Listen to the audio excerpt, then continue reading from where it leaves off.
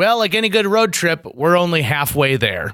Our MCU doubleheader, dual episodes. You're on the second one. We are working our way up to Marvel's Avengers Endgame. That is the final one. This is a spoiler-heavy episode. If you have not seen Endgame yet, spoiler-heavy. If you haven't seen the other Marvel movies in this, why are you listening to this podcast? This is go listen to In Undertaking with Alex Rydell. This is obviously something more your speed. And this is going to get a lot of fun. There's going to be some hurt feelings, but I think you guys are really going to enjoy this. And now, a word from our sponsor.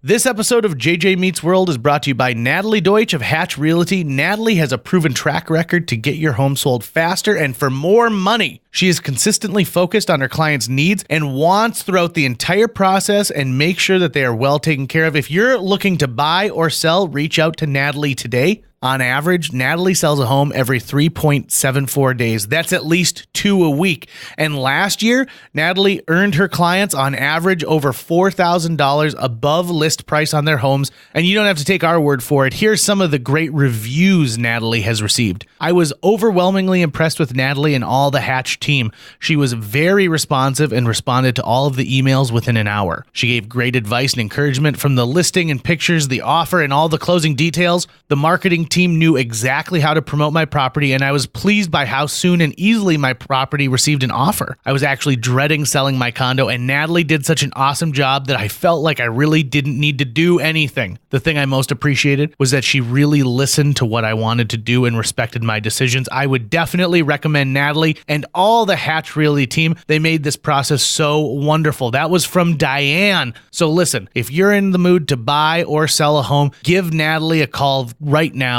You can reach her at 701-388-9338. Natalie, Natalie, at hatchrealtyfm.com, or you can go to livefargomorehead.com. That's livefargomorehead.com and find out some information. Huge thanks to Natalie Deutsch of Hatch Realty for sponsoring JJ Meets World. 1, 2, 3, 4. J.J. Gordon, sort of like that Indiana Jones, in that he's always sniffing out his next adventure. Yes, he is. He's always interviewing guests so he can have them on his show and they can talk about pop culture, arts, and leisure. J.J. has his flag unfurled and he likes his french fries curled, and he's fun and then he twirls as he goes to meet the world. He will march into the rain even if his ankle sprained. Take a peek inside his brain. This podcast is called JJ Meets World. So Guardians of the Galaxy Volume 2 is up next.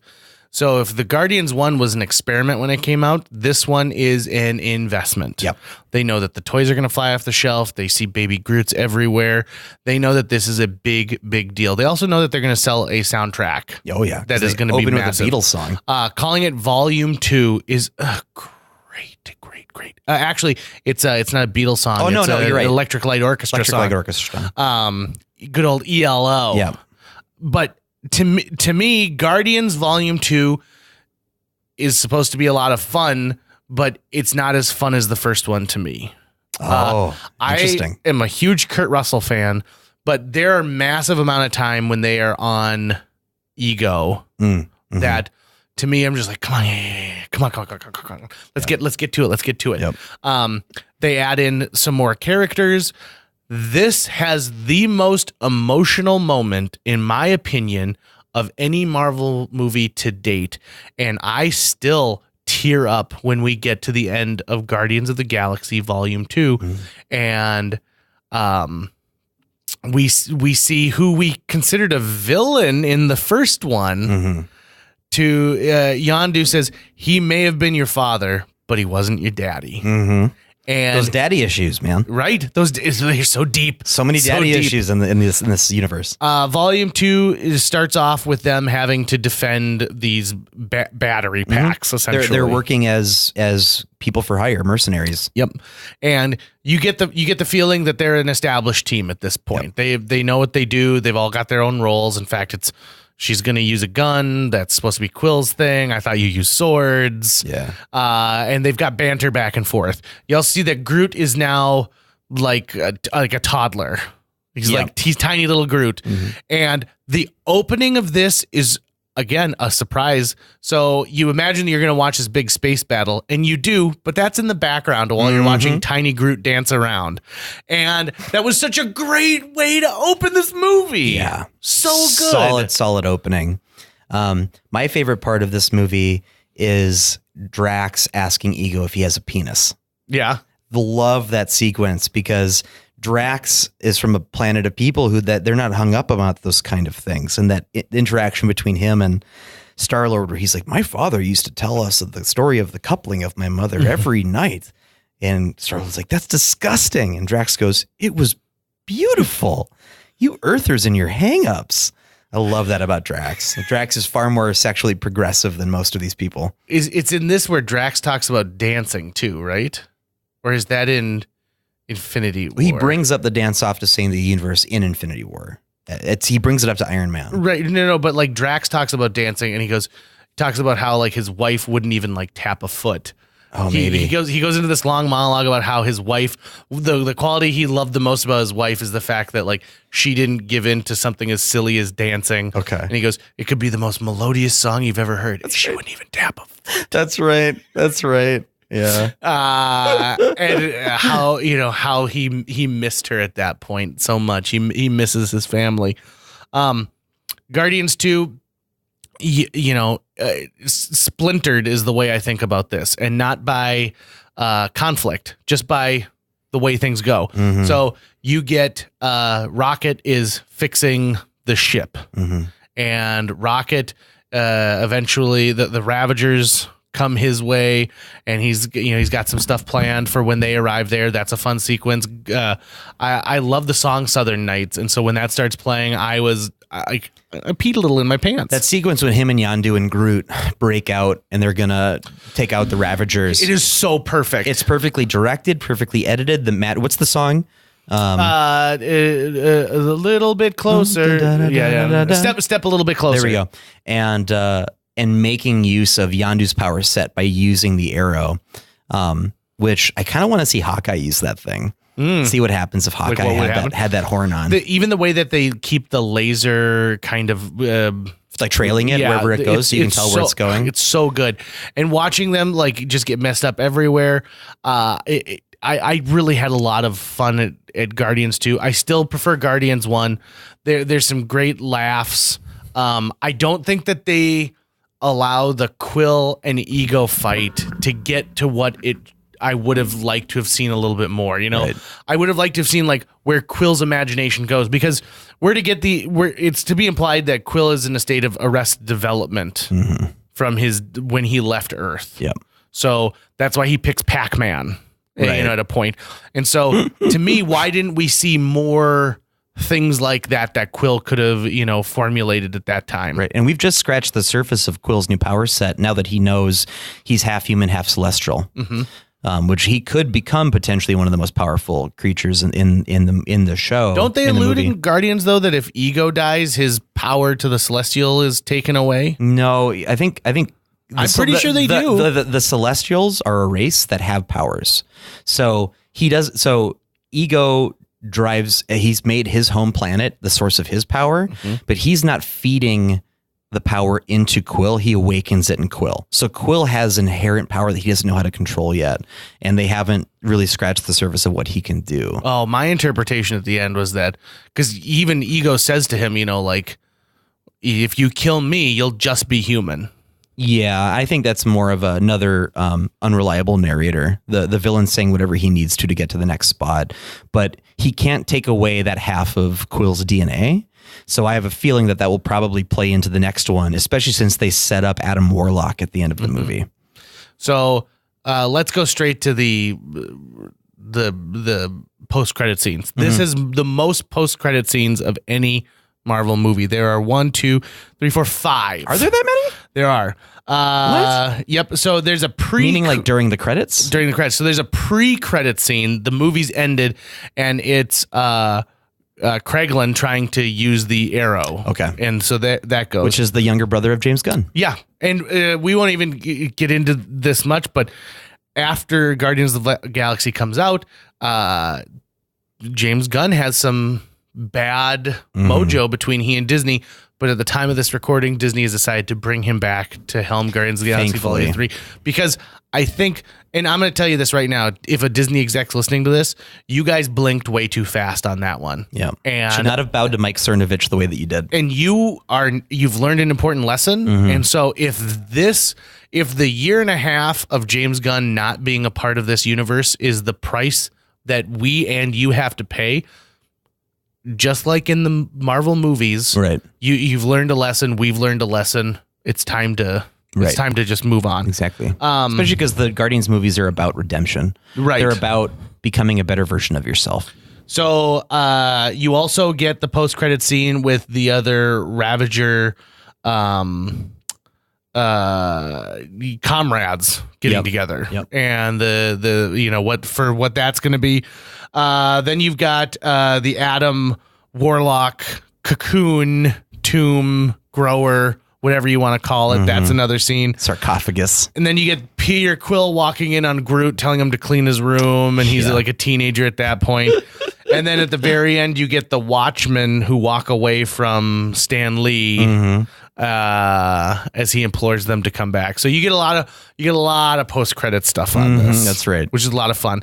And it's a great way to reward people to sit through. We haven't even touched on this.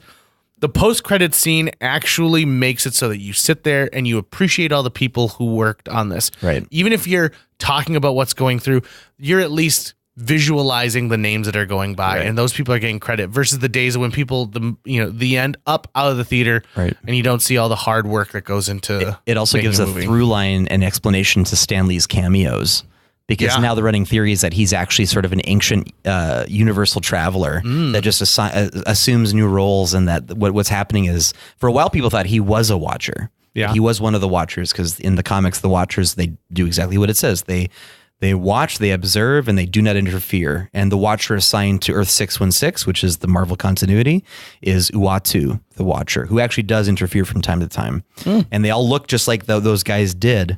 But yeah, so there's been this theory that Stan Lee's cameos have an explanation that he's sort of an interdimensional person that is sort of observing everything that's happening. We move on to Spider-Man Homecoming. Oh, yes. First, when I heard Spider-Man Homecoming, I was like, oh my God, Homecoming? Are you kidding me? And Marvel, well done. You threw me for a loop on that one. And you got in the title alone a trick to get me to appreciate it. Now, I knew I already liked this Peter Parker. I loved it in Civil War. This movie is so good and so much fun. There's a perfect balance of humor. It's fun that this isn't an origin story, but it's a how to use your powers story. Right. And it is a breath of fresh air. It really is. We still get a lot of Tony Stark in this, which keeps it really connected to what's going on. Because his relationship with Peter Parker is so important. He's the father figure or the uncle figure at this point. And he's his connection to the superhero world. And you get this earnest kid, this child who's still trying to figure all this out. Yep. And he does... He wants more. Like, he's one of those kids who wants to do more. So he's constantly calling like, hey, just checking in, happy, see if there's something I can do for you today. Okay, call me back. And Marissa Tomei as Aunt May, I love the fact that they picked an Aunt May who's not a frail old woman. Yep. Back when I was getting too ahead of myself during Civil War, although I don't think that's true because this is as relevant to Civil War as this one, but yeah, the relationship that they build between those two is so phenomenal. There's love there, and in the comics and the previous movies, Aunt May was this old woman who would just stay at home, who was constantly worrying about Peter, and was just a source of stress for Peter because he was worried about his Aunt May. Marissa Tomei is such a phenomenal choice because she's just a phenomenal actor, but then that she is almost like a big sister to Peter. Yep.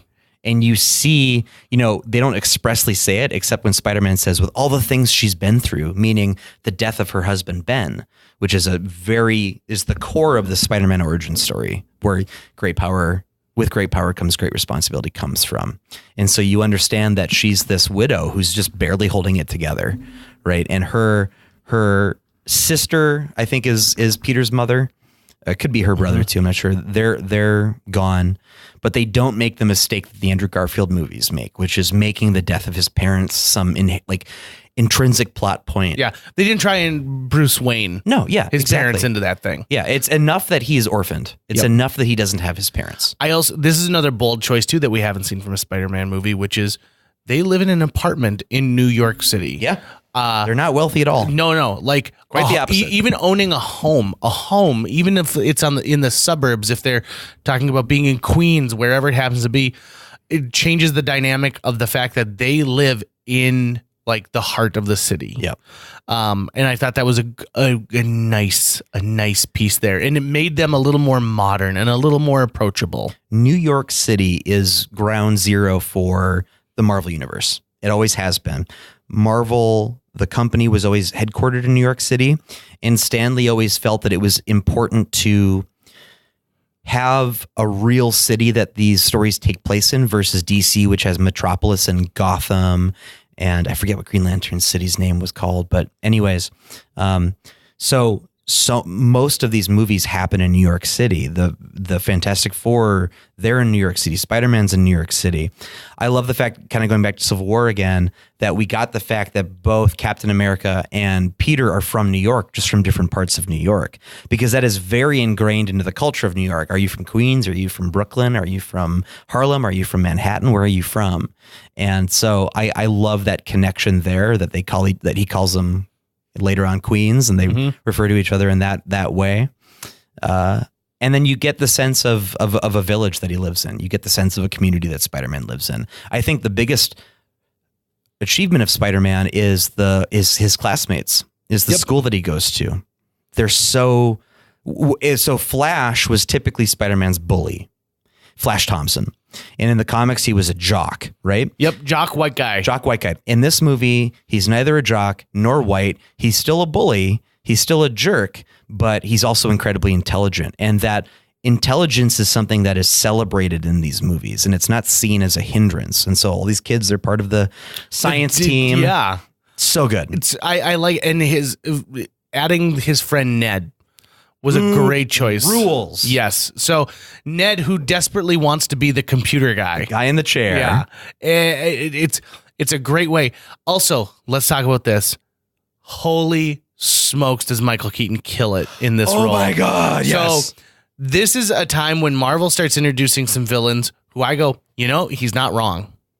He's not wrong. Yeah. And you see his motivation. You see his point. At the very beginning of this movie, you see Michael Keaton, who runs a construction company, who's bought trucks. He's hired guys. There are people who depend on him to do the cleanup of the attack on New York City. So they're going to have to tear apart all this alien armor. They're going to have to ship this stuff around. It's a dirty, gross job, but he's part of that group. Mm-hmm.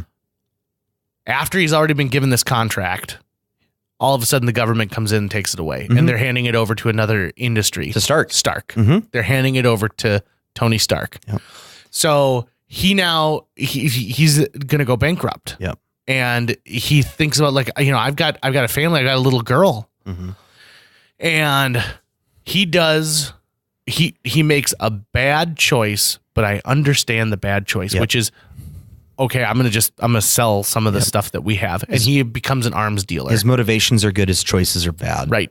And here's the thing, throughout the whole thing, it's not like, how can we accrue more wealth, or like, how can we build bigger and better guns? It's more to me like, okay, these are the guys who are on the crew who, who I also still need to pay. And he doesn't want to do this forever. He's looking for that one big payout so that he can be done doing it. Right. And he doesn't want to do it because he wants global domination. He wants to provide for his wife and his daughter and the people who depend on him. Right. And even during the end credits sequence, you see that he's not a bad guy, because he could clearly give up Peter Parker's identity, and he does not. When the Scorpion approaches him. Does that mean that he's got bigger plans for Peter himself later on, and he wants to be the one to be able to do it? Or does it mean that he actually has this respect for Peter? In fact, I think that when he threatens Peter in the car, when he drops him off at the dance, he's not threatening him because he sees him as a threat to what he's doing. He's like, don't make me kill you. Mm-hmm. Don't make me kill you. You're threatening my family. I will do anything to help my family. That scene is the best scene in the movie, because Michael Keaton does such an amazing job of selling him figuring it out and the Looking tension there in the rear view. Yep. And Peter Parker is so great in like, how do I handle the fact that my girlfriend's dad is this villain I'm trying to fight? Because I don't think people saw that coming. Yeah, we didn't see it coming. They did a wonderful job by. It's a mixed family, right? And so you don't assume that he's going to answer the door, which is so perfect and so great. Also, the Vulture in the comics looks like an old dude wearing a bird costume, kind of like Patrick Stewart in a bird costume. Yep. I love what they did with it in this, where it's this, military grade costume. The way he uses those wings as weapons, I really like. Spider-Man Homecoming really, really gave me hope that you guys proved that all they had to do was give you some licensing rights back, and you could do it. Right. And the Vulture is a second tier Spider-Man villain. Was always kind of boring. His power was usually he could absorb your life essence. So the Vultureness in him was he was always looking for people to suck their life essence out of. And there have been younger versions of him and blah, blah, blah. And he ends up as part of the Sinister Six, right? Yeah, he's the Vulture. The Sinister Six has sort of a rotating cast of characters. But Homecoming sets up 3 different villains that at one time or another have all been part of the Sinister Six. It's got the Vulture, it's got Shocker, and it's got the Scorpion. And then in the next movie coming out, it's got Mysterio, and I believe Elemental Man or something like that. So it seems like they're laying the groundworks for a potential Sinister Six movie at some point. But yeah, you're right. Vulture was sort of a head scratcher for all of us when they announced he'd be the villain, thinking, how are they going to make him interesting? And they exceeded our wildest expectations. They also do a great job interweaving the reality of a world with superheroes by he interrupts a bank robbery where they're all wearing the masks of the Avengers.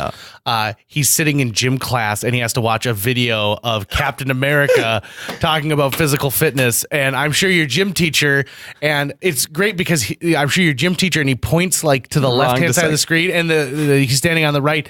I love the fact that these people exist in this universe. Of course, if you've got Captain America, you would put him in like PSAs that you show to high school students. And Hannibal Buress plays the coach. Hannibal Buress is one of the funniest comedians out there right now, and he's got that great throwaway line after that where he goes, "Pretty sure this guy's a war criminal right now," but yes. And that Captain America has actually filmed a whole series of these educational PSAs like about puberty, and that then leads to one of the funniest end sequence scenes where they make fun of the fact that we all wait around for the end credits scene. Yep. And he goes, for nothing. He talks about, he essentially breaks the fourth wall while talking about patience and says, this is it. Yep. There's nothing else. You're sorry. You waited this whole time. How many more of these? The other post-credit scene in Spider-Man Homecoming is that prison interaction we talked about with the Vulture and then the Scorpion. Yep. So it's a lot of exciting. animal-related villains for Spider-Man. You got Dr. Octopus, you got the Vulture, you got the Scorpion. The Rhino is another one. A lot of that. So next up is the first Thor movie I actually went out and bought. And also one of the best Marvel movies. Yep, Thor Ragnarok. So I think a lot of us had talked about how excited we'd be for a Planet Hulk movie. And think like, this would be a perfect way to make a Hulk movie, is to do Planet Hulk. Yep. Where Hulk has to be in a coliseum and battling. And then they were like, you know what? We're gonna have Thor. What if we just kind of cobble these things together? Because our take on Thor is going to change. We're going to change this thing into a comedy, and we're going to change it into an action comedy that is a buddy comedy. Oh, do they do a good job with Thor Ragnarok? Bringing aboard Taika Waititi as the director was a brilliant move. Excellent choice. You know, I love What We Do in the Shadows. I haven't seen that yet. Oh, it's so good. And the series that's coming out about it, I can't wait to sink my teeth into, no pun intended, because it's about vampires.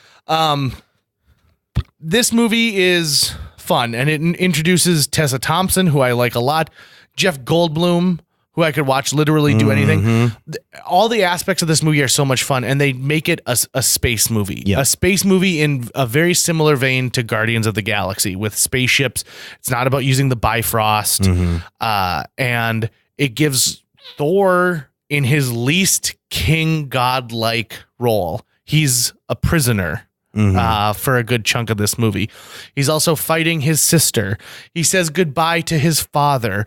We get that amazing scene where Loki is impersonating Odin and has people like Sam Neill acting in a play, an epic play. And Matt Damon. Oh, God, and Chris Hemsworth's brother. Liam, yeah. No, not Liam. The other one, yeah. Famous one. The oldest one and the shortest one. The least Hemsworth. Yeah. Is so much fun. Yeah. This Thor Ragnarok, the colors in it, I think are amazing. There's so many inside pieces that go to this. Like I believe at one point there's a piece of like Star Wars art that's hanging in the background of like Jeff Goldblum's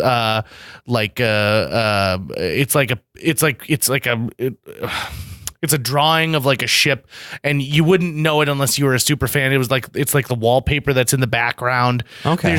This thing is layered. Right. There are so many things that are going on at all times. And this is for not only fans, but this is for like those super fans who sit and watch a movie frame by frame by frame. So many things are hidden. So it's such great new characters that we're introduced to. And it's almost like we're being introduced into an entirely new character in the way they write Thor. Right. So this is actually a really great litmus test to explain sort of the difference between how someone who is a fan of Marvel because of the movies and someone who was a fan of the comics first, is that if you're a fan of the movies, it's very easy to look at Ragnarok and go, oh, it's like Guardians. They're making an homage to Guardians, but they're not. They're making an homage to Jack Kirby. The whole thing looks like a Jack Kirby illustration when they get to Sakaar, when they're on that planet. And I think it's, you've got a lot of the lighthearted humor that Guardians has, and it's in space, so you're getting that sort of Star Wars cantina on steroids where you're getting a million different things together. But I feel like Taika Waititi and James Gunn's sensibilities are totally different. Thor Ragnarok made me laugh in a way that the Guardians movies didn't even come close to. A lot of it too really stems from Chris Hemsworth finally getting his due as a comedic actor, because he is so good. And they use that movie to literally tear down the old movies. Asgard gets destroyed. They kill the Warriors 3 almost immediately. Yep. And all this stuff happens where it just gets snuffed out for the new thing. And then you find out too that there's been revisionist history going on here, that Odin is not all he seems. So, and to me, I love that because we kind of put Odin up on this pedestal, right? Right.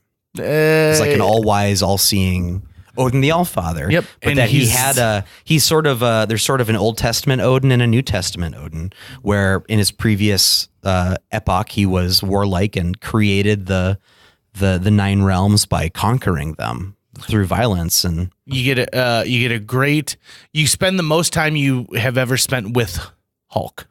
Yeah. And it's this odd Hulk where once he calms down, he doesn't revert back to Bruce Banner. He's living as Hulk. And that when he finally does become Bruce Banner again, he alludes to the fact of like, next time I change, I might not change back. They're now definitely separate personalities, and Hulk doesn't want to go away because he's found a place where he's accepted. Yeah. He's like, no, I'm enjoying this. I don't want to go anywhere. So it's not just the eruption of rage or the calming of rage anymore. And that you're also understanding that these two personalities are starting to meld and that there's more going on here, which I really like. I also like that the Cate Blanchett as the villainess. I'm a huge Cate Blanchett fan. Oh, really? She is just amazing. Amazing. I was going to say it. She does a great job. She also, I think, gives us she's another one of those A-list actors known for amazing dramatic work who give this some more street cred for those great actors and actresses taking on a superhero role. Right. Don't forget that there was a time when people found out that Jack Nicholson was going to play the Joker, they thought, well, this is a career ender. And then they heard Michael Keaton was playing Batman and they went, what? Oh my God. And then it got worse again because then you had Arnold Schwarzenegger playing Mr. Freeze. And there's this weird ebb and flow in how superhero movies are made in which you want to be a part of it or you want to stay as far away from it as you possibly can. So Thor Ragnarok is, I'm not going to use the word perfect, but it is it's 99%. Yeah, to me, it like succeeds beyond your wildest expectations. it is, and it's also another thing where I went into it knowing like, well, I had read Planet Hulk, but I didn't know how closely it was going to follow to that. You know, where is this going to go for Thor's storyline? It's great. It's awesome, and also the fact that like that very first scene where Thor is wrapped up in chains, dialoguing. Oh, it kills me. It kills me. It kills me. It kills me. I had so much fun seeing this. I think I saw this in the theater maybe like 5 times. Phenomenal usage of the Immigrant Song. Yes, absolutely. Another thing about this movie too is a lot of improvisation went into the scene work, and the biggest breakout character from that movie is Korg, played by the director Taika Waititi, showing you that you can make a creature made out of rocks look good. So hopefully that means the Thing will look great when they finally do that. But the story of him even getting in the movie was just because Taika Waititi was screwing around on set with Chris Hemsworth, and they'd be waiting for stuff, and they'd just start like making jokes and improvising, and he eventually starts building this character that's got like a Kiwi accent, and he's very nice and very sweet. And Korg is the highlight of the movie. Korg, to me. what's the name of the like his buddy like Meek. No, like The the one insect? who's dead. He's like I'm gonna call you New Greg. Oh, Is it? I think it was Greg or something Was like it that. Greg? Yeah. Just Doug. New Doug. New Doug. Goodbye, New Doug. There's a sweetness to him that is so much fun. Post-credit scene include a nice one that directly leads into the beginning of Infinity War, which is Asgard is gone, and Thor is now taking his people to colonize somewhere else, Earth. and Loki is with them and asks if going back to Earth is the best plan, as they see a large ship arrive in front of them. Also, Loki, Tom Hiddleston in this is great too, as sort of the like he reminds me of like Wormtongue from Lord of the Rings, where he's sort of this like crappy advisor. He's hanging on to coattails. You also get a second post-credit scene with the Grandmaster who attempts to like placate the citizens by declaring the revolution a draw when he's clearly lost. He's like, all right, we both did great. We'll just call it where it is. Well, and they made a follow-up to the Thor roommate They shirt, did. where now the new roommate is the Grandmaster, which is also phenomenal. So good. So good. You know what? The thing that made me laugh the hardest was when Bruce is looking for a gun on the ship, and he thinks this looks like a gun, and he hits it, and that song "It's My Birthday" starts to play. The fact that the Grandmaster is into like electronic music that he makes himself, Right. is pretty fantastic. Doesn't he talk about he has like orgies Yeah, on but the ship? it's his pleasure orgy ship. Orgies and stuff. Don't touch anything. The next movie, Buried in March, which I thought was an odd release date for this thing. Was it March or February? Hold on, it was February. It was right after Valentine's Day, which I thought, that's weird. I don't know of a Marvel movie that had come out in February, which can kind of be a dumping grounds for not so great movies. It's the furthest you're going to be from the Academy Awards, which ironically, this thing gets a slew of them. Black Panther opens. Yep. Black Panther opens. It breaks box office records. It changes It's a cultural phenomenon. change. Cultural So phenomenon. great. And you're seeing people give the Wakandan salute to the actors and to each other on the street. It also has a phenomenal villain in Killmonger. Yep. Where you get a villain who has made very bad choices and is going about things the wrong way, but you understand the crux of his argument, and you can understand how he got there. He also, it's not like he takes things through the deception either. Right. He goes he makes the challenge the way that the challenge is supposed to be made. I liked Killmonger as the villain a lot. Yeah. And I also like Michael B. Jordan's fantastic. So good. So good. This movie tells like it's a political storyline, and it's Another a daddy political, issue, sins of the father. big time. I really wanted to taste that fruit. I want to know what that tastes like. That thing that he has to eat. Oh, the flour? Yeah. That they've made Yeah. from the vibranium. It looks so good. I want to try some of it. Doesn't it look good? I can't. I mean, I would like. Well, he doesn't have. He kind of feels like looks like he's in pain after drinking it. Well, yeah, I like tequila. I mean, I have the same look on my face after I take a shot of tequila. This has got African history. Mm-hmm. It's got the tribal sound to the soundtrack is very impressive to me. It is a fun movie with the characters. Mm-hmm. You know, don't freeze. I never freeze. I also think that his sister is a great character because she's the first ultra intelligent female character that we come across. Mm-hmm. And I like that a lot. I think that it's great. It's about time that we got it. And I like the fact that going further, she might actually be more intelligent than some of the other people who we think is the geniuses. For sure. And, you know, she in a kind of a nice reverse role, she's like, it's kind of barbaric what you guys are doing with this. It reminds me of that scene from Voyage Home, Star Trek 4, when Bones is like, what are you doing? Kidney dialysis? Oh, yeah, because they're a society of high technology because they sit on top of the only vibranium deposit in the world, and vibranium has seemingly unlimited powers. So vibranium is sort of a stand-in for gold, in that gold just on its own is incredibly malleable. It doesn't tarnish. It lasts forever. It's rare. It comes from space. You can't make more of it. It's highly sought after, and empires have been built and destroyed around it. And so they're showing that it has, you know, actually it's Ultron who makes the talks about how versatile of a substance it actually is. Mm-hmm. He says the most powerful metal on earth, and they use it to make a Frisbee. And so you can see that she is the one responsible for like the most recent surge in technical progress of this already advanced civilization. And so this is now where we're getting nanotechnology for the first time. We're seeing suits that just are able to appear because it takes too long to get superheroes in and out of costume. And then, you've got Black Panther's got these daddy issues where his seemingly noble father, who is a noble man, but committed a grave act that he thought was justified, but in the end, it was not.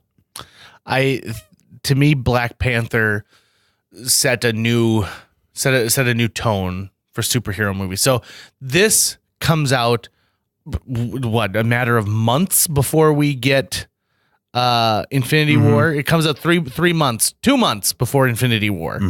And so it could have been completely swallowed up by Infinity War. Right. The hype for Infinity War was huge at that point, especially after Thor Ragnarok. So when you think of where it gets sandwiched, Thor Ragnarok, which is in my opinion, it's the number one grossing comedy of 2017. It's the movie everyone's talking about. Even if you didn't see the other ones, some people went out and sought it out because they heard it was so much fun. And Infinity War, this movie that you've been waiting at this point, 10 years to get to? And in Black Panther gets sandwiched in between it. This movie could have been forgotten so easily, quickly. And not only does this movie stand out on its own, it gets nominated for Best Picture. It's got costuming awards, nominations.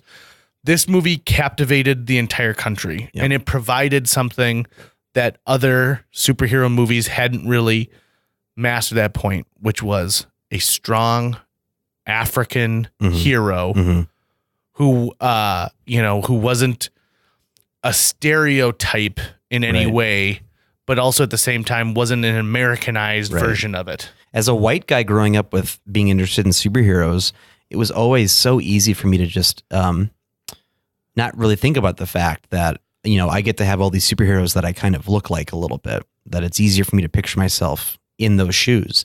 And while these superheroes have had plenty of fans of color, these fans it was harder for them to put themselves in the shoes of that hero. Like they weren't represented at all. And when there were black characters, they were often second or third tier and not very popular, or Falcon or War Machine, who were sort of secondary to that primary white character. So getting this movie meant a lot to a lot of people. And it was an education for me too, to watch the response and see, this is amazing. I'm really glad that this tent of fans is getting bigger and bigger and bigger. That's what we need it to be. If these movies weren't doing it, these movies would die out. Yep. They just wouldn't be around anymore. And even the fact that, at the end they decide that Wakanda's not going to hide from the world anymore, right. because that's what they were doing. They were hiding from the world. Every time you went into Wakanda, it seemed like you were going to an alien planet, right? Because their technology was so advanced.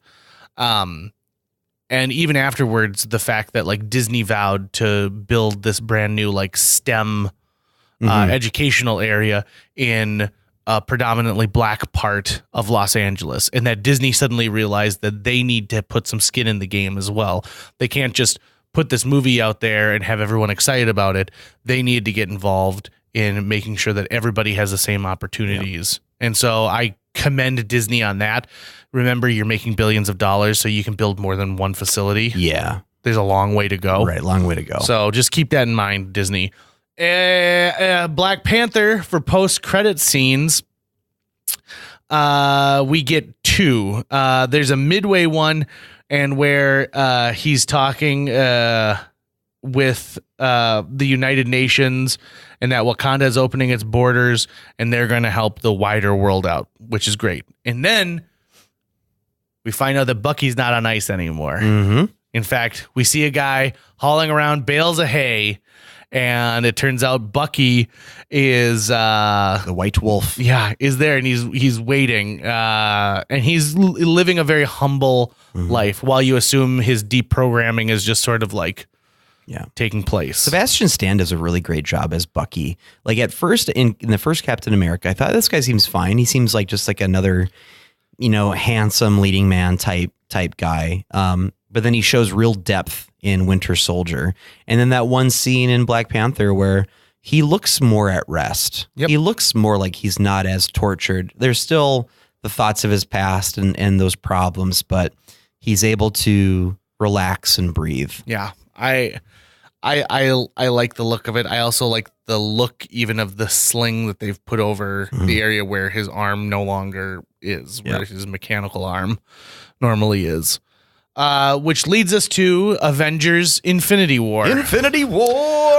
A movie that I didn't know I was going to like as much as I did. I knew I was going to enjoy it, but I thought, well, this is only the first half, right? So no matter what, at the end of this, I'm just going to be left going like, no, come on.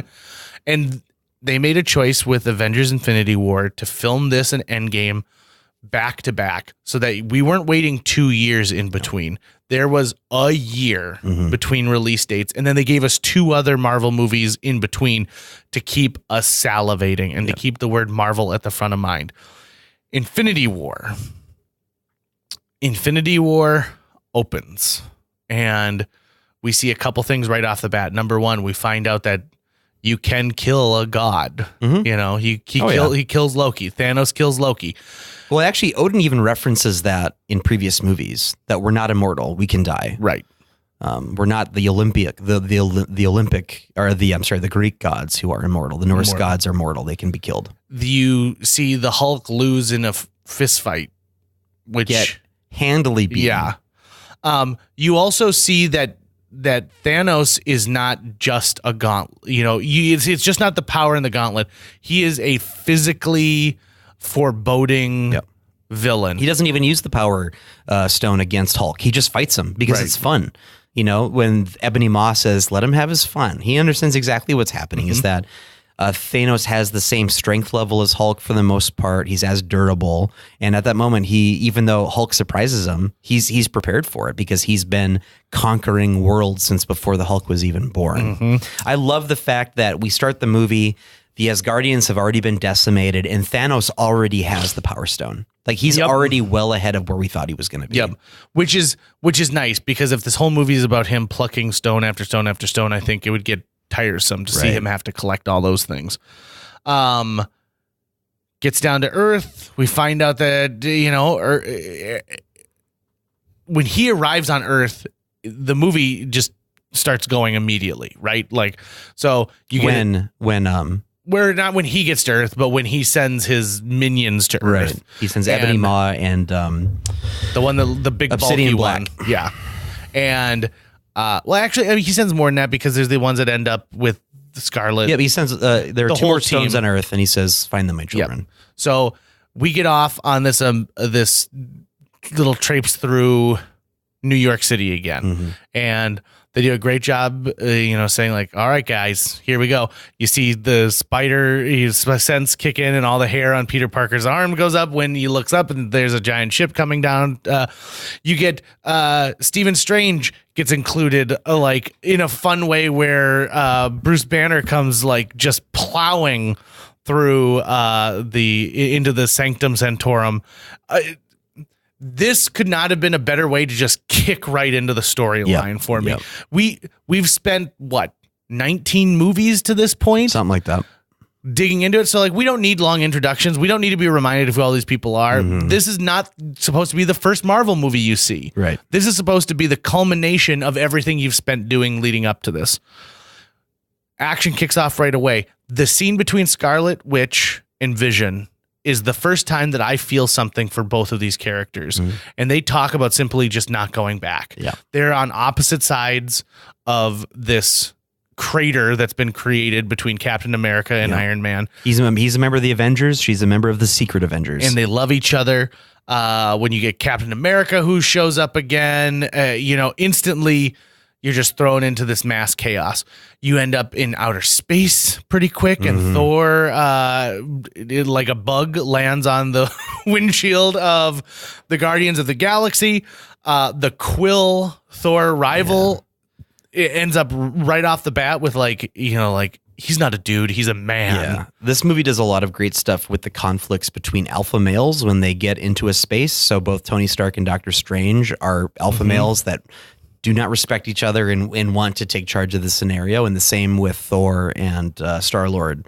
But yeah, that's a great, phenomenal scene. This movie, according to the Russos, it would have been Thor's movie had Thor killed Thanos at the end. But because he doesn't, it's Thanos' movie. Because those are the two characters that have the biggest arc. And I really love the relationship that they build between Thor and Rocket. Oh, yes. That's one of the best relationships in the movie. What does he keep calling him? Rabbit. Rabbit. The Asgardians think raccoons are rabbits for some reason. This movie was just pure heroin going into my brain the whole time. And I can't think they could not have done Thanos better than Josh Brolin. And you can tell it's CG, but in a lot of the close-up shots, it's the most realistic CG I had seen at that point. Yeah, the way that it's not just scarring on his forehead, but it's the way his jowls move a little bit. Yeah, the stubble and the texturing. And it's very, very good. So good that you, in fact, kind of get lost in it. You see Josh Brolin in it, right? You can tell that that's based off of Brolin, but it doesn't look exactly like him. And the amount of his acting that comes through all these layers of CG is phenomenal. You almost wonder, did you do this buck naked and they just scanned you for each piece of film? And you talk about daddy issues galore in this. The scene on Vormir where Thanos has to sacrifice Gamora, and there's that great moment where Gamora turns to him and doesn't even realize what's about to happen. Be like, you fool. Yeah. You find out you've come all this way to find out you can't even have what you want. Right. And, to get his tears, Such an emotional scene. Plus we get the return of the Red Skull. Yep. Which I liked a lot because at the end of Captain America, you see him holding the Tesseract. And then he goes into space. A portal opens up into space, and he goes up in that sort of upward beam of light. And so it's always been, what happened to the Red Skull? Is he dead? What's going on? And now it turns out he sought the stones, and when he somehow in some happenstance becomes the guardian of the Soul Stone. To me, it's almost like he didn't respect the stones, and so this is the penalty he pays for that. Is having to be the Charon type character of constantly leading people through this area to the afterlife, but never knowing rest himself. Yeah, that scene. I cried during that scene because the way the music picks up and the pacing and his relationship with Gamora and what it means. I like the fact that there's this one stone. The Soul Stone demands a soul, so for the Soul Stone to award you with its power, it wants to understand that you have the respect for what it is. And so you have to make a great sacrifice. And Thanos says, I ignored my destiny once. I cannot let that happen again. Thanos also, you get a deeper explanation of exactly what he's trying to do here. And he is trying to balance the universe. And it's not just human beings, but it's all living creatures have selfishly taken more and produced more than we had a right to. Yeah, he sees that he thinks there's a natural balance that the universe should have. And that life has overgrown. And so one of the common rebuttals has always been, how come he didn't just double the universe's resources? But that's not the natural state of the universe to Thanos. Right. And Thanos sees everything in terms of how things happened on his own planet. So he thinks, well, I was right there. That means I'm right everywhere else. And he approaches it with a religious zeal. So he is a psychopath. He's a sociopath. He is an evil guy, but he's motivated by something that he believes in strongly, even though he's wrong. I wouldn't call him an evil guy. I think his actions are evil, but he does not view himself as being evil. I would argue that doesn't mean he's not evil. Just because he does not view himself as evil or feels that his motivations are good in some way, his actions are all you need. And he's constantly massacring people and stealing people. He pits his daughters against each other. He ultimately is a sadist. He has these sadistic things. He enjoys killing. He enjoys going and beating his enemies. So I get what you mean. That I don't know if I agree with you that he enjoys doing this. I think he sees this as his destiny. I think he sees this as he did not take the hand in Titan, and he won't let that happen to other worlds. He sees it as his destiny, but he enjoys the conquering because for hundreds of years, he was just conquering. He was just killing because he's the mad Titan. He still has all that other selfish stuff. It's not until he understands that the stones are within his grasp that he then goes on the path of trying to meet his destiny. No, I disagree, because when he first grabs Gamora and he's slaughtering half of her planet, at that point, I mean, is he looking for stones at that point? Motivations aren't what make you evil, though. Your actions make you evil, and his actions are evil. So just because... And he's an unreliable narrator of his own story, right? He sees his story as him being good, but just because he sees himself as being good, or sees thinks that causing mass genocide in this manner is actually better, that doesn't mean that he actually is. But I'm even going to go beyond this. We're not taught, once he gets the idea of having the Infinity Stones, he's not talking about mass genocide. Genocide is the killing of people. He's not killing these people. He doesn't just snap their bones and then their bodies are there. He makes them disappear. Well, to me, there's a huge difference between killing someone and having them disappear. Well, it's euthanasia, but he's still killing them. They're dead. They're no longer there. He takes their life from them without their permission, right? It's a theft. He absolutely is killing them. And when he explains to Doctor Strange, he says, I offered a solution. And Strange goes, genocide? And Thanos goes, at random. Yep. So it is genocide, but it's cold, dispassionate, and what I view as fair.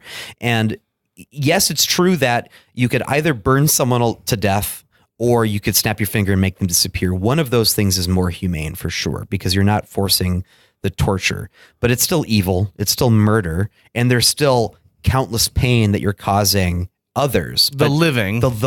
But he thinks I'm still justified in doing this. So I would argue it's still evil, but he is far more complicated than a typical mustache twirling supervillain like Red Skull or all these other boring villains. To me, this isn't a matter of domination to him. This is a matter of a means to an end. And what I come away with is evil is in the eyes of the beholder, right? I disagree. I think to some extent, in my opinion, it is. So I've given you your opinion. Now you got to give me mine. Oh, yeah, absolutely. So to him, he does not see these actions as evil. To him, he sees this as ensuring the survival of the other half of the universe. So he's not thinking of, I'm killing half the universe. Right. I'm saving half of the universe. Yeah, that's definitely the calculus he's doing in his head. And so, I think that these things are evil and awful as well. Like it's not fair. You don't get to play the master of destiny. Right. And who's to say that this isn't going to happen again? Right. And you'll have to, do this again in 10,000 years. Right. But I can see where his character's coming from. I can see where he has justified this to himself in so many ways. And we see other characters justify certain choices to themselves throughout this as well. And so, who's to say that at one point would a long conversation not have fixed this? It wouldn't have. No. It's not like the Civil War he was already broken. situations. He was already broken. He was going to try to do it no matter what. And he has remorse. And here's what I think is, when you think of an evil character, most of the time you think of someone who is so selfish that they can think of nothing but themselves. Right. But when he kills Gamora to be able to get that stone, I see that him as sacrificing his daughter, not killing his daughter, not getting rid of someone who's going to get pushing him. He is making a sacrifice that he has to pay for, that he knows he's paying for, to be able to get this for the greater good. Right. He's doing this all for the greater good, and it hurts him and it takes a piece from him. Right. And I think that's the struggle I get when I watch this movie is I'm watching somebody who does not think that they are a villain. Right. And and is trying to help. Right. He's Moral trying to help. relativism is what's happening there. Right. Is he sees it as morality existing on a relative curve, and that he says the line of the hardest choices require the strongest wills. Right. So it's sort of like saying, I will condemn myself to hell for what I feel to be the greater good. Yep. And it's almost like what Obi-Wan Kenobi says to Luke Skywalker, right? This so much is based on your point of view. And it's not power to him. He's not going to do the snap and then all of a sudden decide, hey, I'm going to do something else. We see at the end of it that he chooses to go in retirement. Yep. Retirement. Because he's done. He said exactly what he was going to do. This wasn't a situation where, gosh, once you got something in your hand and you felt the power, it was hard to, give it away again. He had the greatest power in the entire universe and could have had anything he wanted. And once he did what he felt his destiny was, Man of Steel, which I think is just a horrible Superman movie. Awful movie. It's just in general. But at the end of that movie, who I felt the worst for? General Zod. Because General Zod tells him, when I was born, I was programmed to ensure the survival of our race. And in that, it was as a military person.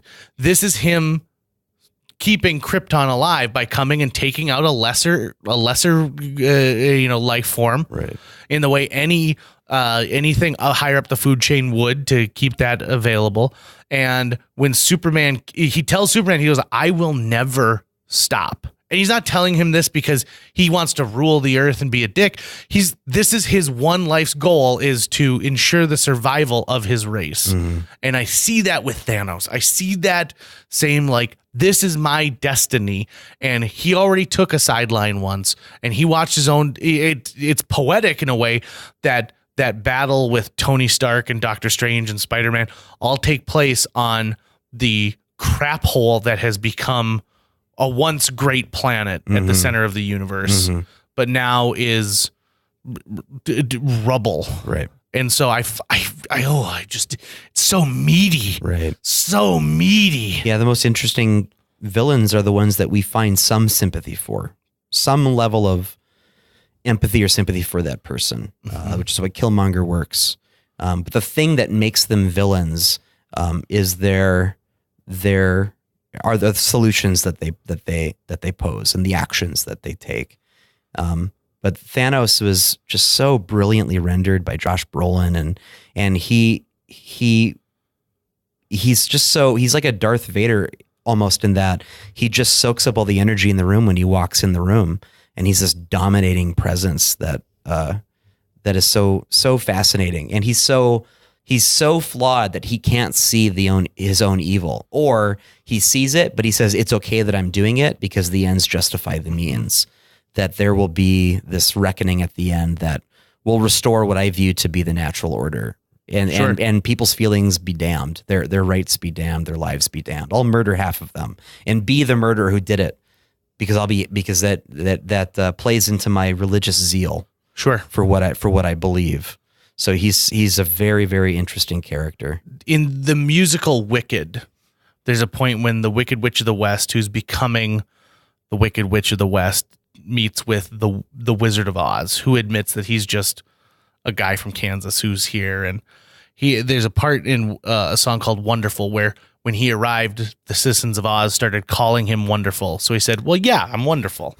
And there's a great set here where I feel like this is kind of dealing with like the Thanos situation where he says, a man's called a traitor or a liberator. A rich man's a thief or a philanthropist. Is one a crusader or a ruthless invader? It's whichever label is able to persist. And there's two sides to every story, right? And that's, I think, what Marvel is trying to get us to look at with Civil War, which is there's two sides to every coin. There's two directions to every road, blah, blah, blah, cliche, but it's true. Right. And this is another one where they want you to really think about what he's trying to do. Yep. And it just happens to be that he's the sole person on this side of the line. And then there's a whole series of superheroes on the other side. He wants to murder half the universe. I also love the fact that this whole battle doesn't take place on Titan. Yeah. It takes place half on Titan and then half in Wakanda. Yep. We get to see Wakanda and like really what they can do. And it's like, holy shit, you guys have really stepped this up a notch. Well done. Yep. And you get to see our other superheroes in a giant battle sequence. I am disappointed that this took place in a field outside of Wakanda. Oh, really? I understand that they would have had defenses that go well beyond the borders of just their city. But again, I like there to be more scratch in the game. I like it when the citizens are running around where you can't just, put a lightning bolt down into the ground and electrocute everything that's in your path. Right. What if you had to start thinking about collateral damage as part of it? It's funny because they're in an all or nothing situation, right? Right. Because they understand the stakes here. But one of the themes of this movie is how Thanos forces sacrifices onto others, right? The only real sacrifice he ever makes is Gamora. And only because he loves her. It's the only sacrifice he ever makes. But even that, he still forces her to make the bigger sacrifice. He can't take it upon himself. Had he like raised someone and said, I'm going to kill myself so you can have the Soul Stone, that'd be a little different. But whereas you've got all these heroes who offer to sacrifice themselves and their friends are like, no, we don't trade lives like that. So Vision's like that. Gamora's like that. And the heroism of these heroes is I'm going to lay myself down on the line. If someone's going to make the sacrifice, I will choose that for myself. I will not impose it on others. Whereas Thanos is still selfish enough to be like, no, I'm not. I'm bigger and better than all these things. I want to continue to be around. Except I don't think he probably didn't realize whether or not he would survive the snap. Because I think when he comes back, he looks around like, oh, I guess I survived the snap. Right, yeah. So that he knows that he is the 50-50 shot that just like everybody else does. Right. Or did he? Like, it's never really fully explained. It could go either way, but it would be in keeping with his character if he made an exception for himself, because he's still a self-interested being. He just sees this being his destiny. I ignored my destiny once. I will not let that happen again. This is what I need to do. This is my reason for being here. Has there been a scene where Rocket and Nebula kind of realize that they have had the same path? Ooh, because they're both experiments, basically. Yeah, because, like Rocket makes a big deal several times about the fact that he was like pulled apart and restitched, and he's not really an animal, but he's not a machine. And she really is in that same exact. Yeah. No, I don't think so. I don't think they've done that yet. I think that'd be a good scene to see them, or to, be like, well, okay, so Quill and Thor are the most alike because they're these alpha leaders here.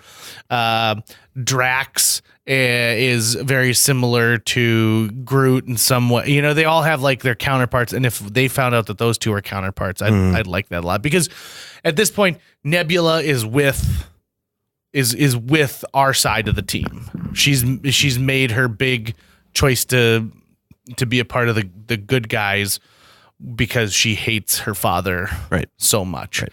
And I find it funny because her role is really all about hate.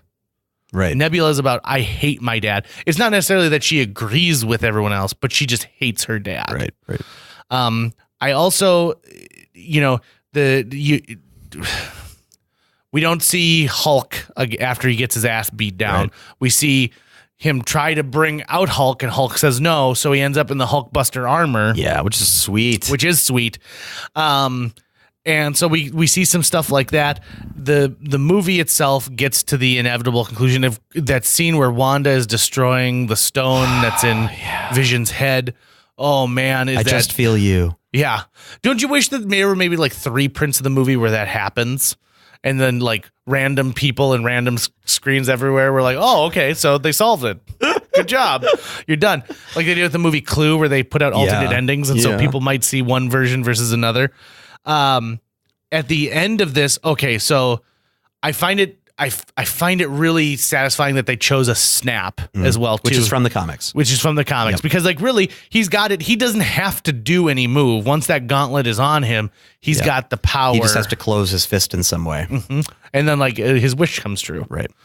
At the end of this, oh my God, let's see. We watch Bucky, Groot, Black Panther, Drax, Quill, Doctor Strange, Peter Parker. Falcon. Peter Parker's demise is probably the one that people felt the most. Like that one really put a lump in people's throats and stomachs. Like, Mr. Stark, I don't feel so good. Mm-hmm.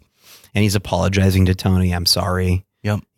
And Tony is watching himself fail. He's all these things he tried to do. He's completely failed. Such a gut punch. The audience was silent during that whole thing because we were in shock of how it was ending. Empire Strikes Back style. And so we get to this point of where we know that there's another movie coming out, and we know that, okay, so this is going to be the movie that undoes the ending of this. The cut to Thanos, just like at essentially like it looks like a canyon garden, and in just a little simple house, and he watches the sun rise in a grateful universe, right? Because he's already telling himself now that they're all so happy I did that. They're so grateful that I did it. I did the right thing. He just doesn't understand. He just does not. He's deluded enough that he doesn't understand what he's done. I think, or he understands it but disagrees with its amorality. And part of the thing is like, so his homeworld is gone, right? So his people, he's the last of his people, conceivably. So he doesn't understand what it's like for half of your race to be taken out. He understands what almost all of his race is, but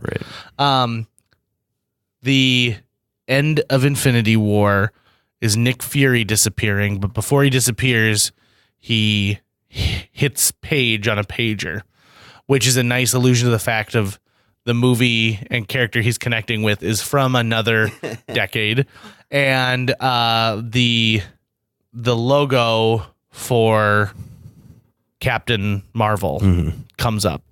And in Infinity War credits roll, we're done. Captain Marvel's another one of those movies that we'll get to it in a moment once we do Ant-Man and Wasp, but that's another movie that was in development for a very long time. Very long time. And I think the idea here is like, okay, so we have 2 movies in between the conclusion of the other. So what do we do with them? Ant-Man and Wasp is perfect because Ant-Man is not part of the battle that goes on with Thanos. So they have just said, well, this is set at the exact same time, the exact same moments. And then the end credit scene pays off to that, the fact that it's happening at the same time. Right, because like most of the world is unaware this conflict is happening. I mean, in the end credits scene with Infinity War, it's only moments after S.H.I.E.L.D. or whoever the group is now, that maybe it is a new S.H.I.E.L.D. that Fury has started. They've just detected bogeys over Wakanda, and then people are disappearing immediately. So the world had no idea. Even Nick Fury had no idea this conflict was going on until the snap had already happened. It catches everyone so off guard. I think that's the nice piece about the way that they started this movie is they started off with action that is immediate. And so Iron Man gets on that ship to another planet and Spider-Man's with him. And so's Doctor Strange. No time to warn Fury. Yep. Like, and they're out of there so fast. Yeah. It's just, and none of them are the ones who have the ability to contact this planet, right? Right. So it's it sets a perfect tone. So then we get Ant-Man and the Wasp, which comes out a couple months later during the summer, another July release. It's a virtually impossible task to be the film that comes up after Infinity War, right? Oh yeah. So it's going to be judged against it. Yep, and which is unfair. It really, oh god, it's so unfair, because while Ant-Man and the Wasp is fine and it does what it's supposed to do, I don't feel any deep, I don't need to watch it multiple times. It's just sort of slightly better than Ant-Man 1. Right. And in all honesty, really the payoff is the end credit sequence is what you're looking for. That's what we're hoping to get to. Yeah, and the establishment of the quantum realm. So just like the mystical realm in outer space, it's another front on the war against evil, I guess. So I'm excited to see what they do in that space. This movie, though, blew me away with how good they were able to do the de-aging on Michelle Pfeiffer. Because that opening sequence, I could not tell that was CG. Yeah. I like that because it is so good. It's getting so good. And of course now, because it's so good now, actors are going to be constantly wanting de-aging and facelifts and all this other stuff to be done with computers. Oh yeah. So it's a great storytelling tool, but there's going to be a lot of actors who force that to happen now. ILM has got an entire section set to how can we make butts look better? And you're on the ass squad at ILM on how are we going to improve the look of this? So Ant-Man and the Wasp picks up, and here's an interesting thing I want to throw out there. In this, Paul Rudd is dating Hope, which is Michelle Pfeiffer's daughter. Just a few years earlier, Paul Rudd and Michelle Pfeiffer appeared in a movie called I Could Never Be Your Woman. Oh, really? In which Paul Rudd is trying to date an older woman played by Michelle Pfeiffer. Oh, I didn't know that. Yeah. So they already knew each other. They'd already been working for each other for a while. That movie is okay. It's not great. It's just okay. So just throwing that one out there. So we get this story of he's been under house arrest, Scott Lang, so that he can continue to have a relationship with his daughter and not be in hiding, has made a deal with the government. He went to Germany and he drew on the walls with Captain America. So we get the sequence of how bored Scott's life has been at this point.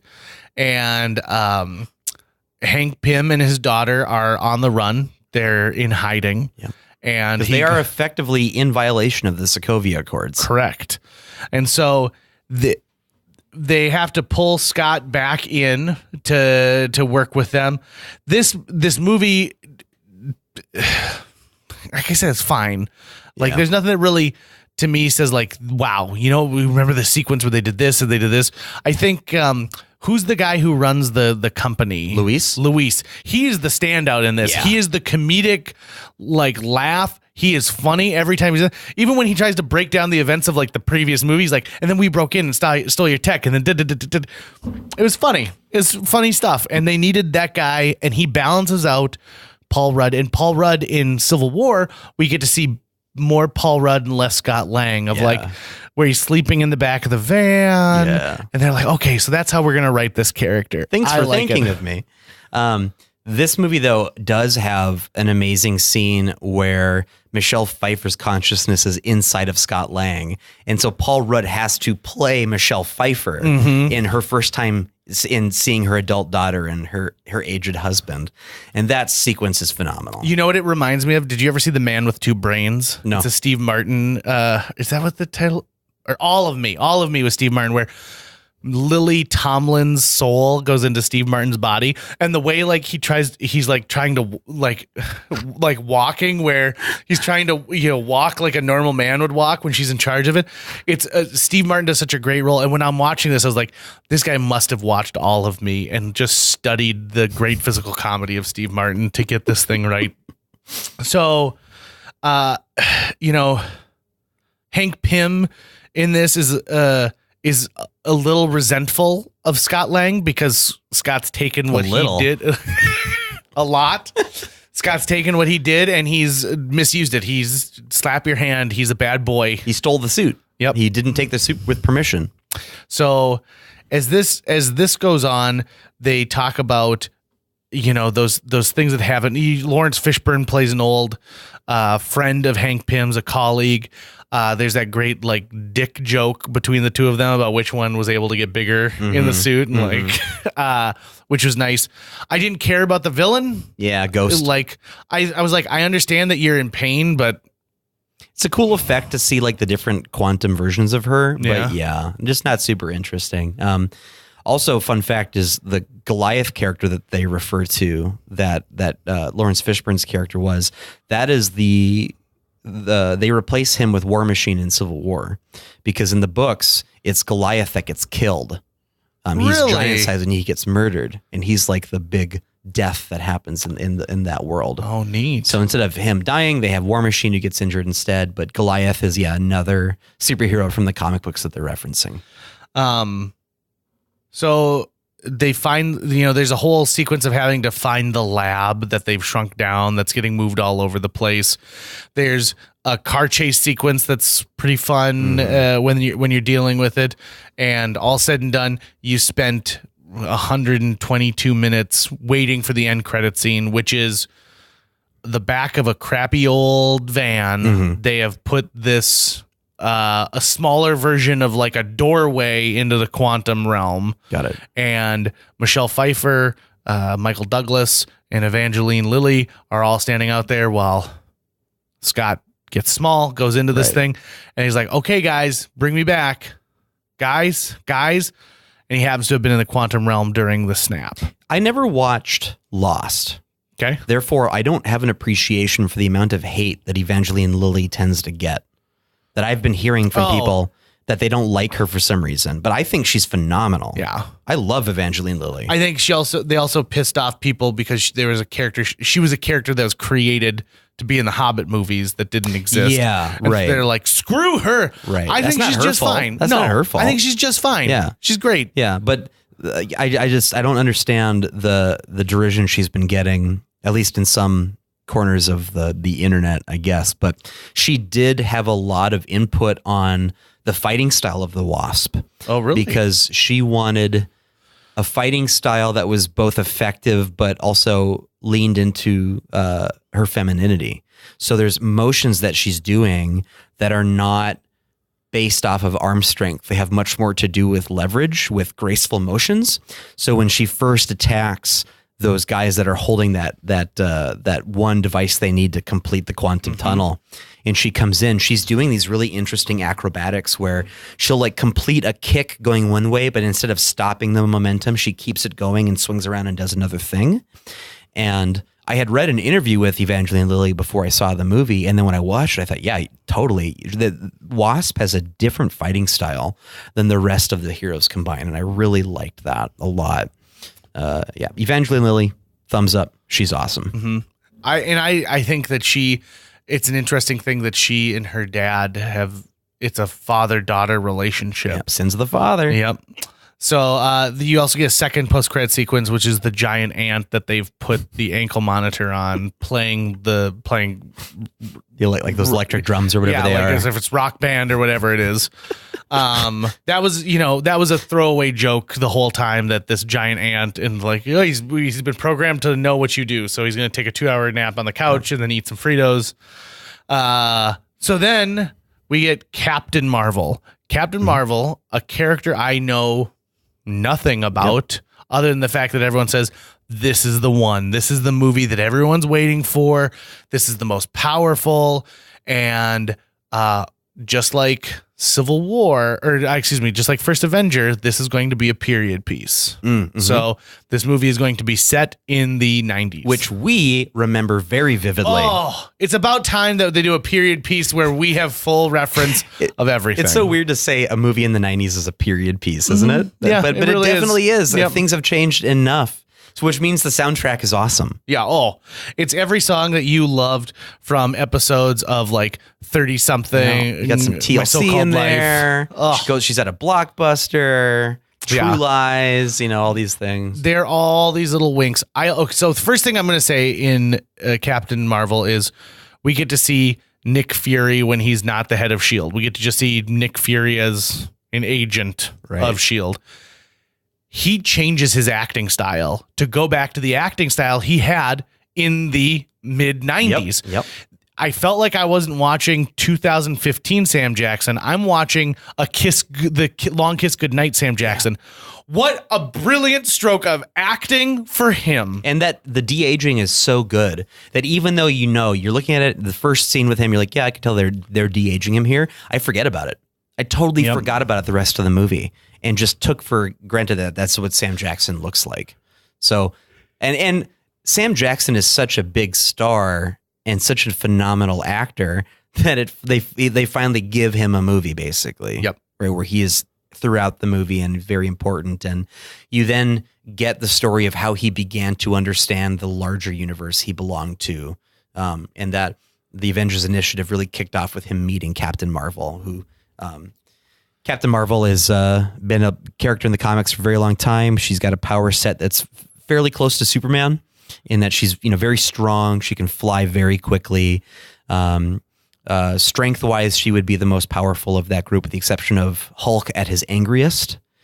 And so, so she's very, very, very space themed, very punchy. And then in the comics, the name Captain Marvel has been held by a few people, including Shazam, which is the DC movie that came out recently, which I haven't actually seen yet.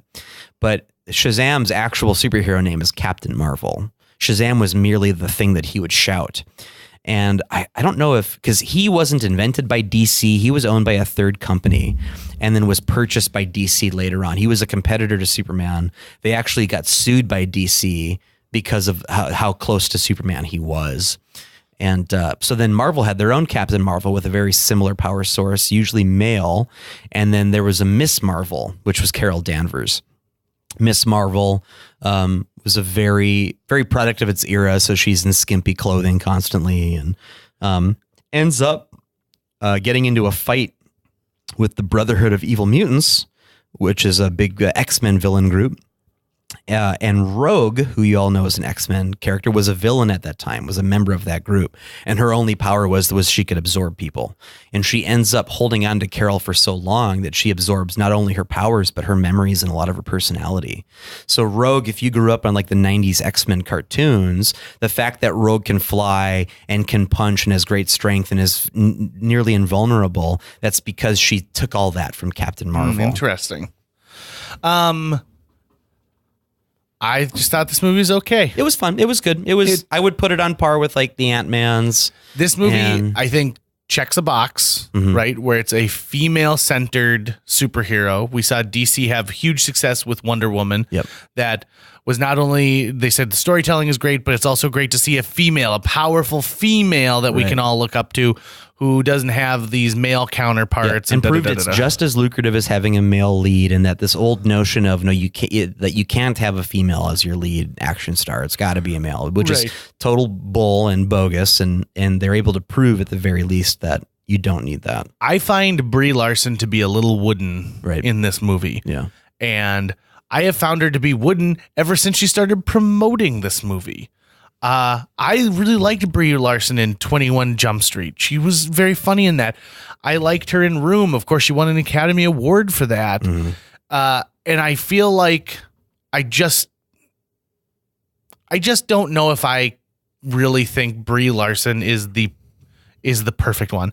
If you said, okay, well then who would you cast? I said, I don't know. Right. But I feel like it was probably nice for them to get, because she had just won that Academy Award and announced that she's going to play Captain Marvel. Right. But was that your only choice? Probably not. No. There's definitely this part of it where there's sort of a culture war that goes on the internet before a movie comes out, and it ends up coloring any analysis that people want to have. And, a prime example is the female Ghostbusters movie, in that because of this massive battle that goes on before the movie comes out, there were people that will then want to put you in one of two boxes. Either you love the movie and you're progressive, or you hate the movie and you're sexist. So if you have something bad to say about it, that's wrong. If you have something good to say, that's right.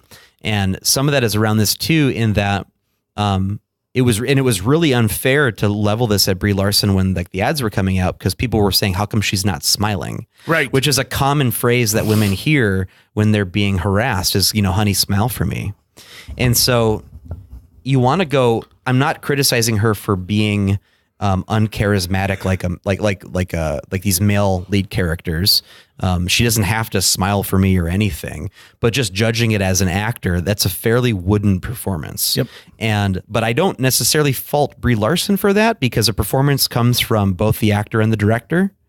And we've seen previously wooden performances like Thor suddenly become amazing performances. And we know that Brie Larson is a great actor. So I think the right creative team for her to team up with would really help take it to the next level. I will say this, though, about Captain Marvel. I've seen it twice in the theater. The second time I watched it, I liked her performance more. Oh, yeah? I found more to like about everything. And I still like her, and I still like her in that spot. So I haven't lost hope on it, but I would definitely agree. A lot of line readings and a lot just comes off very, very wooden. But I don't want her to do something out of my own expectation, right? I saw an interview with her too, where they were talking about Endgame and the post-credit scene that we get here. And she said, when I was handed a full page from a script with every line redacted except for mine, and I was told, you're talking to 4 people in the room. She goes, okay, well, who am I talking to? We can't tell you. Right. She's like, well, could you at least hang like a tennis ball so I know what I'm looking at? And so she said, I don't know if I'm talking to Captain America. I don't know if I'm talking to the Hulk. So Marvel ushered in a new era of acting against a green screen. Yeah. That is different than anything I think we've ever seen before. You know, we saw the horrible Anakin lifting up the piece of fruit so that Natalie Portman can eat it, and it looks just awful. But that type of secrecy that is involved when you're making a movie like this, so that Brie Larson only knows the pages that her character appears on. Right. And if anything, they're sort of doing it for the actor's benefit so that they don't have to remember what they're supposed to not talk about. Right. So they don't Tom Holland everything. Yeah, or Mark Ruffalo. Yep. So to me, I think part of this is she's doing the best that she can with the tools that she's given. For sure. And so I give her a big pass. Like I said, I like her a lot.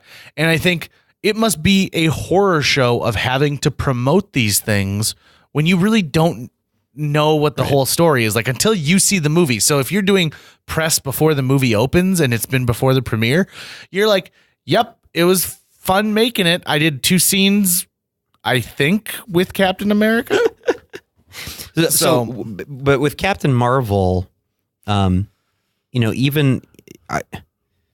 the theme of a woman trying to make her way in a male-dominated world is very potent, as an underdog story, as a story of empathy and of putting yourself in the shoes of others. And it is a very powerful movie and statement, and that the whole point of Captain Marvel is that when she gets knocked down, she gets back up again. Yep. And that's what her life is defined by, is that she is someone... She's Chumbawamba, baby. That's right. She's Chumbawamba. Why did they use that song? I guess this is early 90s. I don't know. I don't know if that song was out in 95. Yeah, I'm not sure. I think it was 97 when that song came out, wasn't it? Too bad. Too bad. But that notion of these really shitty men that she's surrounded by that just want to do nothing but reduce her to a fact of her birth. And that's something that it can be hard to, if you haven't dealt with it much in your life, it can be hard to empathize with. But so I really like that. And then when she's finally learned, I really like the twist with the Skrulls, that it turns out they're not this menacing invasion race. They're actually refugees, and the Kree are the evil ones. And that she discovers that the last 6 years have been a lie, and she's still missing memories, and she still needs to piece herself together. I really like the relationship between her and her best friend. Yep. I'm blanking on the character name. Damn it. Well, anyways. Rambo. Her last name is Rambo. Yeah. That's right. Rambo, and then her daughter. That's a really great relationship. I like that a lot. Here's my biggest qualm with this movie. So Talos, who is a Skrull, they're shapeshifters, and they mention the fact that they can shapeshift into any person, and then their voice will match that person. Why would you have the guy who plays Talos, also be Keller, the human head of S.H.I.E.L.D., they have a very distinct voice. That is a very distinct voice. And so it's the same voice back and forth. That should have been, Keller should have been another actor. Well, he speaks in sort of a Cockney as a Skrull, and then he speaks in an American accent. It's got that lift thing that goes in the mouth, and it's the same no matter which it is. That didn't bother me, but what did bother me was that when he is a Skrull, you can hear him trying to speak through the prosthetic. So like the mush mouth that's going on because he's got, well, why wouldn't you just ADR that later on and just have him do the dialogue again without all the stuff in the way? Because you can tell he's wearing fake teeth and he's got fake skin around his mouth. That is what bothered me a lot. But he's got some great moments, like when he's explaining what it takes to change into someone, and he says, and dare I say it, talent? Yep. And that's fine. Leave that for him in his alien form. Just, it could have been any other person. Also, you could have, this would have been a great opportunity to do a little stunt casting and to cast someone who could have been the head of this. Like Danny DeVito or something. Right. Or I was thinking even like, what about, I mean, we had lost him at this point, but like, what if it was the younger version of what Gary Shandling's senator character was going to be later on? Yeah. Or even a de-age Robert Redford. You know, and he was the head of S.H.I.E.L.D. It turns at the out time. that the Skrulls have been living amongst us already for a while. So these other characters we did, like Agent Sitwell as a Skrull could have possibly worked. Yes. I mean, I would have liked something a little bit more than this, because it kind of took me out for a moment where I was like, whoa, okay, so they keep the same voice or what? Right. So they also had to do something with their chins, because in the comics they have the same chin as Thanos because they share this deviant gene. Because in the comic books, Thanos does not come from a world of purple people with wrinkly chins. He doesn't come from planet. Grimace. No, he does not come from planet Grimace. He is an outcast because he looks so different from everyone else, and it's because he has this deviant gene inside of him, and it shares a commonality with the Skrull race. So they have the same chin, though he's not a Skrull. But because of that, they don't explain that in the movies. They don't want to just give the Skrulls the same chin as Thanos, so they had to kind of redesign them to have this sort of separate pattern that they'd still be Skrull chins, but not form exactly the same way. Because otherwise, if you didn't know that about Thanos, which that is a deep cut, you know, even a lot of superhero fans don't know that about Thanos. That'd be confusing. Like, are these guys related to him? How come they have the same looking chin? One's green, one's purple. One's Mardi green, Gras, one's purple. baby. He does not shapeshift. Well, he could with the Reality Stone, I guess. He sure could. So Captain Marvel comes out. It sets some box office records, but Captain Marvel kind of is forgotten after 3 weeks. Yeah, because I mean, it's coming with Endgame coming shortly thereafter. So this is one where it does not do what Black Panther did, in my opinion, where this does not become a cultural phenomenon in its own. Right. All it does is set up the fact that Carol Danvers will be in Endgame, and they've really played up that Carol Danvers is the game changer when it comes to Avengers Endgame.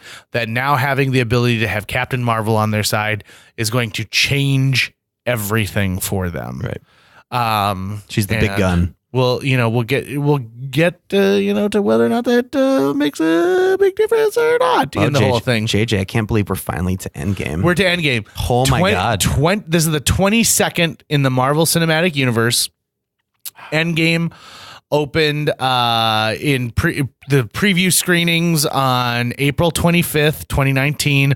Official worldwide opening on the 26th. So we're recording this just 2 days after it premiered in North America. Right.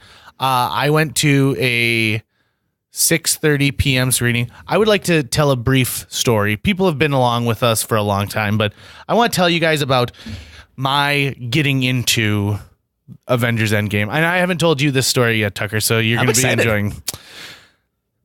Disney played a game with us, because usually, like, I can buy tickets right now to a movie that's coming out in August, but the Endgame tickets waited forever to go on sale. Most likely they didn't want to cannibalize the sales for Captain Marvel.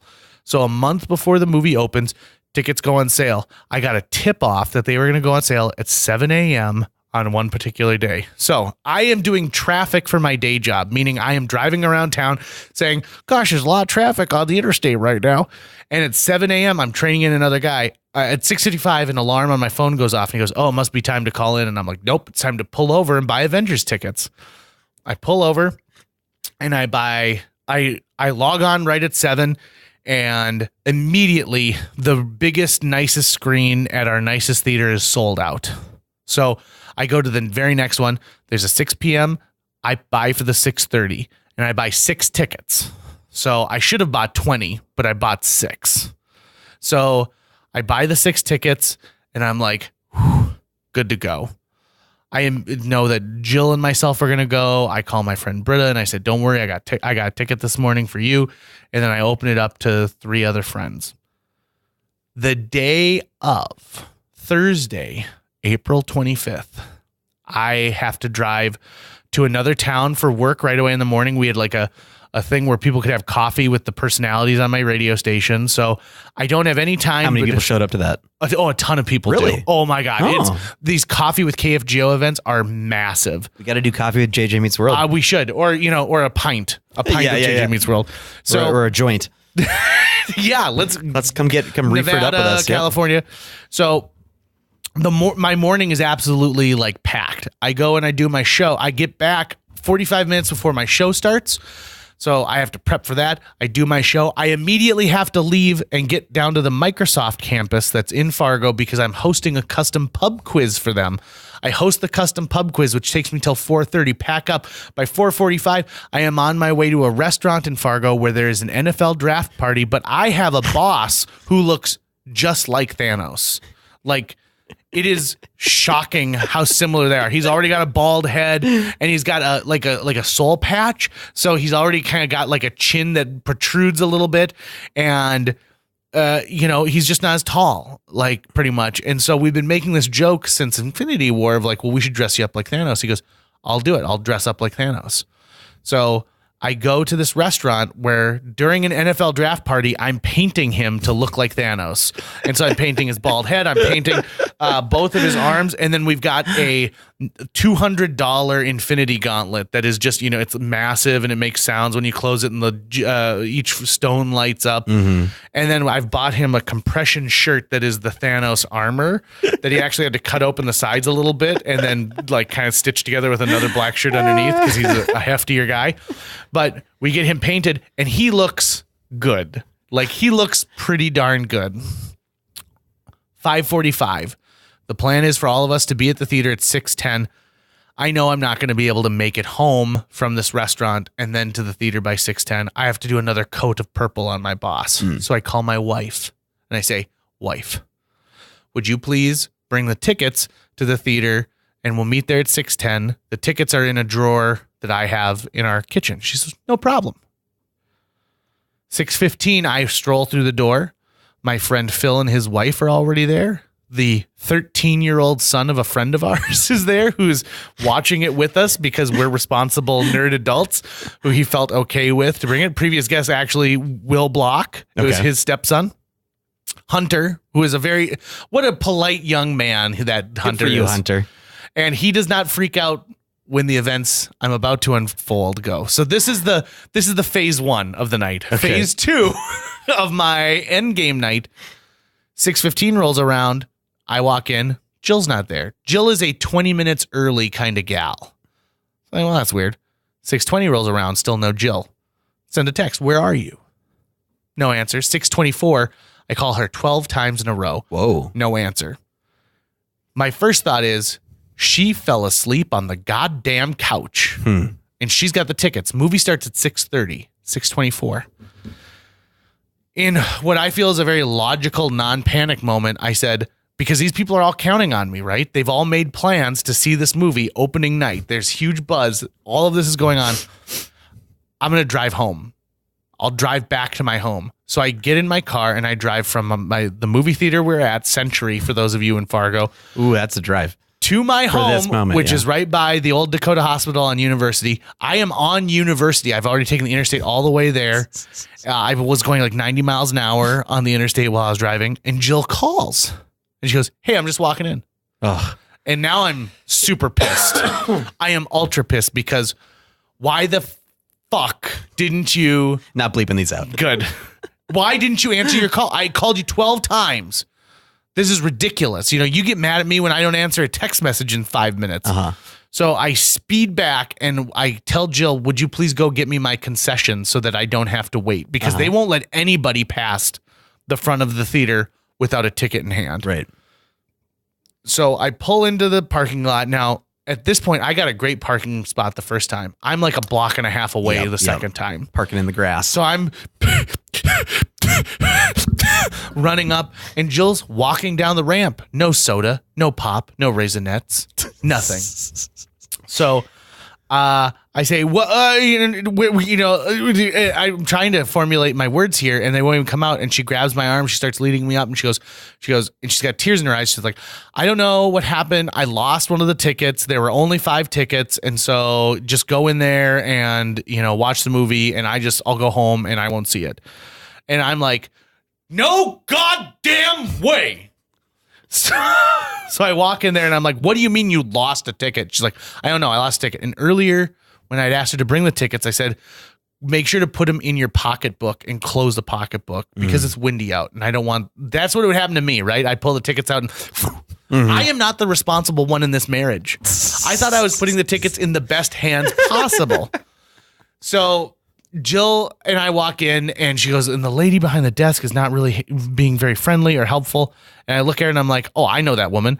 So I said like, hey, and she's like, oh, that JJ, how are you? And I'm like, I bought 6 tickets. Like as if there's another JJ in town here that would go by. Mayor Jonathan Judd in Moorhead. Oh. But I established it beforehand. Yeah, for sure. I own JJ. So I said, I bought 6 tickets. She lost one of them. She goes, okay. And just sends them through. So now I'm like, what about and she goes, Phil bought your popcorn and your pop. Okay. I'm like, okay, so no Raisinets. Fine. So we get in there. Trailers are already running because it's like 6:45. There's like 30 minutes of trailers. Yeah. Too. In fact, I found out for a fact it's 22 minutes. Ugh. And I only know that because I asked earlier in the day. So I know my exact timeline. Too many. And I sit down and it's the Star Wars Rise of Skywalker trailer. So I've been looking forward to seeing that on the big screen. I see that. I take a big bite of this popcorn. They made it extra salty for me just the way I like it. And I'm like, I need to sip my soda. Sip my soda. Dr. Pepper? What? I'm not a Dr. Pepper drinker. I am a Diet Coke, Diet Pepsi drinker.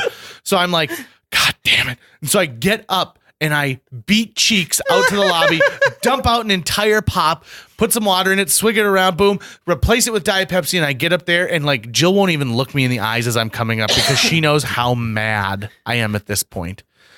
I am coming in just as Greg Marcus is finishing up his spiel, and I know that the movie's about to start, and my friend Phil leans over and goes, hey, listen, I got a Diet Pepsi for you and a Dr. Pepper for me. I think they got switched. And he tries to switch, and I'm like, I already dumped out the other one. So I'm like, so now I got to get up and I got to go fill this one up with Dr. Pepper? You got to be goddamn kidding me.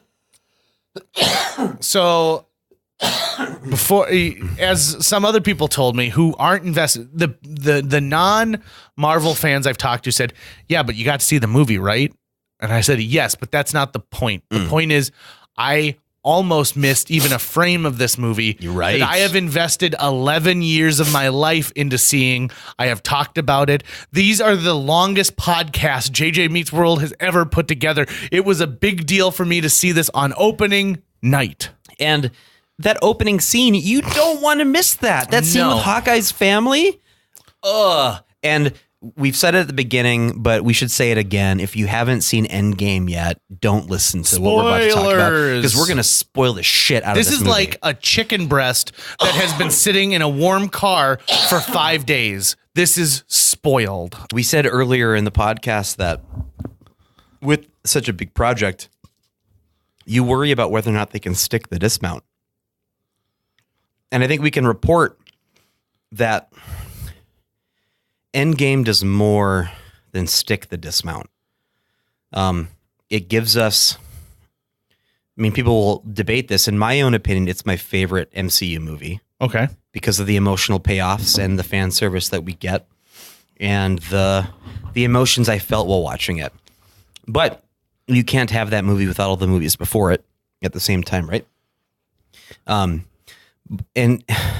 yeah, Endgame is just such an emotional payoff for the years that we've had leading up to it that I don't think I could have asked for a better movie to cap off these Marvel movies. If I was pressed to put in order the Avengers films, they would go like this. Avengers. Of your favorites? Yep. Avengers, Infinity War, Endgame, Age of Ultron. Mm-hmm. Now, that being said, it's hard to pretend like Infinity War and Endgame are two separate movies because Right. it is a concise storyline that follows itself one into the other. You could have released this. You could edit these. I hope they do a super edit of these two things because I would definitely watch that, even though it'd be like 6 hours long. And suddenly Captain Marvel's in it, right? Yep. Without her being introduced if you don't have that movie there. I really think you could have gotten away without introducing Carol Danvers. Just showing that Fury signals her and she comes. Mm-hmm. And you know that she's ultra powerful, right? So as movie audiences become more refined, we don't need everything explained to us. And so this could have been something they left unexplained, but they did want to get that movie out there. And it probably gives some more heft for Brie Larson when she's working on it. Right. So Endgame opens with an emotional scene of what we see, of what the snap does to the average person. We are at Clint's home, and his wife, Linda Cardellini, and his 3 children are there. He's teaching his daughter how to use a bow and arrow, and Clint's family disappears. Mm-hmm. Whoa. And Clint is beside himself because he is not connected to the superhero thing. So you see what it really would feel like if people just disappeared. He's still on house arrest. Yeah. Just they're gone. Yeah. They're gone. And he's used to these otherworldly aspects of, did aliens come down and kidnap them? But he has no answers whatsoever. And I have to imagine that in Clint's story, he went to go get answers and they were unable to give him anything. And this is one of the reasons why I like to give Age of Ultron kudos and Joss Whedon kudos, was in the battles with the studio. Joss wanted more of Hawkeye's family, and Joss was pushing for that. And the studios didn't want the family stuff. They wanted other stuff, and he won that battle. And I'm glad that he did, because it fleshed out Hawkeye in a way that we didn't have before. And then it gave us the premise for Hawkeye's new arc, where he becomes Ronin and is I think that's the character name, is the name he goes by in the comics, or something along those lines. Might not be Ronin, might be something else, where he's just going on a killing spree and he's in his darkest place. And you couldn't have gotten Hawkeye there, I think, without establishing how important his family was to him. And he's the only Avenger with a family. Right. And that's a big deal. It's a huge deal, because what does Captain America have to lose? Right. Just his life. Exactly. Well, Iron Man now has one in this movie. But at the time of the snap, he does not. He has Pepper Potts. Correct. Right. And the illusion that Pepper Potts may be pregnant at that time. He has a dream about it. Yep. It was so real. Another thing we didn't talk about is Tony has those visions. And I can't remember, is it in Age of Ultron where he has the visions? Wanda gets in his head. Fugues him, gets in his head. She can't create the vision in there. She can send you into a fugue state, and she shows what he fears the most, which is another Chitauri invasion, and all of them dead. All of them dead. And right. And so you kind of had the feeling that maybe this is what it's leading up to, is all of them dead. And it's not exactly the way it is in his vision, but he has lost Tony has lost a lot. But at the same time, Tony's actually the one who seems to have thrived since the snap. Tony has once he gets back to Earth. Yeah, once he gets back to Earth. Yeah, from that trailer, he's in space and he's in a bad way. He's dying in space. He's moments away from death. And let's say even before we get to his family, when it's still just he's gotten back to Earth because he gets saved by Captain Marvel. Him and Nebula are the only two on Titan that survived the snap. And they've got Star-Lord Zord's ship, and it's not working anymore. Captain Marvel saves them, brings them back. The CG work to make emaciated Tony was really good. Yeah, where you see him as he's been starving, he's dehydrated. They put him in a robe that is open. That is very, I think of my dad whose body was eaten away by cancer, and he had a lot of those similar looks like that. So they show that Tony had accepted his own fate. Mm-hmm. Tony accepted the fact that he was going to die on that ship. And that is a sad, emotional thing to see. moment, I think, for all of us to think of like, oh my God, Iron Man is gonna die. And then the thought of like, is this the first death we're gonna see in Endgame? Is that Tony's dead from the get-go? Wonderful. It's just a wonderful piece of storytelling. Right. And when he calls Captain a liar, when he goes, liar, that cuts like a knife. Downey is such a good job at just digging those knives in at Cap the whole time. Of course, he's bitter at everything because I predicted this and you all tried to stop me or slow me down. He says like, this is what I was I was talking about. Wanted to put a suit of armor around the world. So, but he can't accept the fact that he is still at fault as well. Right. He did not do a good enough job. He did not he is as at fault for the splitting of the Avengers as Captain America, but now he's in such a painful spot because he watched, Spider-Man disappear in his arms. Also, we didn't say this in Infinity War, but like this is Star-Lord's fault. This is Quill's emotional reaction to the fact that Gamora is gone, because the gauntlet was almost off. Right. It was at the edge of his fingertips. Rocket Raccoon is a great line in this same scene we're talking about with Tony, where Tony's like, "What's wrong with him?" Pointing at Thor, and Rocket says, "Well, he blames himself. He thinks he failed," which is true, but there's a lot of that going around, and Thor failed because he could have gone for the head, decided to go for the chest so he could gloat. Yep. Captain America failed. They failed when they didn't take out the gem from Vision. Yep. Right. Definitely Peter Quill failed, and that could have been another turning point too. So he definitely has his own share of the blame. Doctor Strange says, he goes through like 14 million variations of this very thing, and we get to see essentially what is a laundry list of failures. And so even if everything had gone perfectly this way, but Star-Lord still reacted, even if everything had gone the same, but Thor had done something, had done the same thing. It is, to me, it's we're looking at a bunch of people who are kicking themselves, even though they are the survivors. Thanos talks about it in Infinity War. He says, "I know what it is like to lose, to feel so desperately that you're right, but to fail nonetheless." And that's what happens to them, is that they try hard and they fail. And watching how characters deal with failure is probably one of the most telling things you can do to them to show who they really are. And all of the characters are basically experiencing PTSD and the different ways that they experience it. So they tell them that they've tracked another radiation spike. So it means that the gauntlet was used again on this planet. And so the idea is that they're going to go there and they're going to get this thing and they're going to fix it. Yeah. They're going to fix it. They get there and they start interrogating a Thanos that is worse for wear, burnt up on the side of his face. Looks like maybe he's left along the griddle too long. And we get another one of those Marvel surprises that you do not expect to happen, which is when he says he's destroyed the stones and he's very angry. And he's just telling them like, "You're too late. I destroyed the stones. You're too late. I am inevitable." Thor lops off his head. Yep. I didn't see that coming. You didn't see that coming. To me, all of a sudden I thought, well, holy shit. Yep. They kill Thanos in the first 10 minutes of the movie. And to me, it was like, isn't the linchpin that you're going to need him to undo what he's done? Right. So the whole thing then, from that point, the audience is going, we have no idea what's going to happen now, which is exactly where you want the audience to be, where the audience wants to be. They were so secretive about Endgame that they only showed us footage from mostly the first 20 minutes of the movie in the trailer, with a few exceptions. And a lot of those shots are either incomplete or just false. They've got Hawkeye and Black Widow, what it looks like they're in a plane, but in reality they're on Vormir, and all these different things. So I really appreciate that, because that gives us the ability to soak it in as a new thing. Hashtag don't spoil the Endgame. Disney put out a campaign where they spent serious money asking people to not spoil the ending, to essentially not do what we're doing here right now.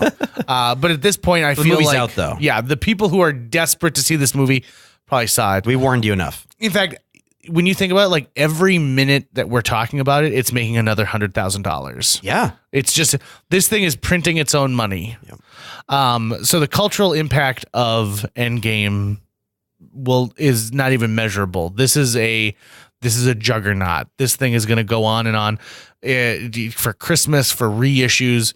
Oh my God, this thing's going to make money like there's no tomorrow, because it has been satisfying to most people. And it doesn't have to be satisfying as one movie. It has the pressure of being satisfying for 22 movies. Right. For capping off this massive story in Iron Man's arc. So, reactor. So we get to 5 years later in the plot, and they do it with a time jump. And one of the first telling things that I notice is they show the New York City harbor full of boats, because half the population is gone now. So half the things that we had, we no longer need. Half the boats that used to be manned don't need to be manned anymore. There's garbage in the streets. There's unused vehicles that haven't moved in 5 years. Imagine just like if the city of New York, if it takes, let's say, 60,000 civil servants every day to collect the trash and do everything they need to do, they now have 30,000. Mm-hmm. So the effect on it is not what Thanos wanted, which is it'll allow us to thrive as people again. The effect of what took place was we actually now have the ruins of our civilization. And yes, time is going to go on and things are going to go on, but we're still picking up the pieces, including mourning the people that we've lost. So all of a sudden, after 5 years in storage, Scott Lang pops out of the quantum realm. All saved by a rat. Yep. With Ken Jeong as the security guard there. He's our first glimpse at. We are experiencing what's happening through Scott Lang, because Scott is in the same boat we are, where we don't know what's happened the last 5 years. Captain America's a support group. Black Widow's been running this sort of like superhero group of like looking out there to see if they can find anything or if they can get any answers. And so Hawkeye's been on a killing spree, killing anyone who he has been judged as a criminal. Yep. And the whole world had Thanos, and you have me. Yeah. Oh God. Ooh. So we get Scott Lang, and Scott Lang goes, and his daughter's not at the house that he first goes to, right? No, it's Cassie that he gets to the house, and then she's there, but she's an adult. Oh no, he goes to the monument first. Yeah, he finds the monument, the memorial. And does not find her name, but finds his name instead. And so then he finds his daughter, and he experiences the fact that he is the same age he was when he went into the quantum realm. And now she is 5 years older. What a phenomenal performance by Rudd in that scene, where they both soak each other in, and oh God, it's such a good moment. He's an actual good dad with all the bad dads that are in Marvel. He's actually a good one. And obviously they all thought he was dead, because if someone's not there, then you just assume they got snapped up. So he is our first piece of thinking that there might be another option. He shows up to the Avengers compound, where apparently Captain America brings his laundry to get done. And, is this a recording? No, this is at the gate right now. They let him in, and he explains in a very non-technical way that like what was 5 years to you was 5 hours to me. And what he knows about the quantum realm is it could be used to travel through time. Yep. He understands that because time works differently there, that means that maybe the rules of time are flexible enough that we could bend them or break them or do what we need to do. But he knows that first step, but he doesn't know the second or third step. He's like, I just have this theory, and also I'm going insane because 5 hours ago everyone was here and now half of them are gone. Yep. So obvious choice. Let's go talk to Tony. Let's talk to Tony Stark. Now, Tony Stark, like I said, has been the only one who seems like has grown during the snap. Mm-hmm. Everyone else is sort of holding on and figuring out what their new normal is. Tony's new normal is actually leveling himself out. He's a father now. He's a husband. He lives in like a remote cabin with all these bells and whistles, but you can tell he is not the Tony Stark that we knew before. Yep. He is a new man. He's angrier. He's got more PTSD still. He does not want to get pulled into this. He says no. Mm-hmm. He says no, and he invites them to lunch as long as there's no shop talk at the table. Yeah. I love this piece for Tony. And it's not like he's given up on Iron Man. He's still, he's creating he's created a suit for Pepper for rescue. You can tell like he still is interested in the science of the world, and he's still doing tech stuff. That's why he's got his garage. They talk about his garage. So he's got his man cave where he's doing all of his experiments, but he does not want to get involved with this. There's too much hurt that is associated with it. There's too much pain. And like you said, PTSD, he feels like a failure. Right. And so he's leaned hard into this other life. Right. And Robert Downey, this is the role. Like if it takes you 12 films to get to this point, boy, he wears Tony Stark like a thin veil over his own skin. So good. And the relationship they set up between him and his daughter Morgan is very, very sweet. It is, she's his greatest invention. And so he understands now what it is to be in that position. And he knows that the world needs to be saved, but he wants to save his family even more. And he's saying, I want to focus on this thing now. But at the same time, the way Pepper puts it, you'll never rest until you can. Even though the snap has happened 5 years ago, he's still completely tortured by it every single day. I also get the feeling that since the snap, we haven't seen any like mad supervillain. Yeah, I think stuff. The need for superheroes, you're right, has greatly diminished. So to me, like that's Cap's problem, right? Is he doesn't know, he's not only a man out of time, but now he's a man who doesn't know what he's supposed to do. His purpose has always been to be the leader and to be a force for good. But what happens if there's nothing to balance out? Right, and he's trying to be more like Falcon in that he's giving like session groups for people with PTSD to talk about it. And what an amazing scene with one of the Russo brothers acting in it. I forget which one it is. He has like a scene in like all of their movies in Marvel, and he's describing a date that he goes on, and it's revealed right away that he's gay, that the character is gay, and it shows you the progressive nature of these movies where they've gotten to.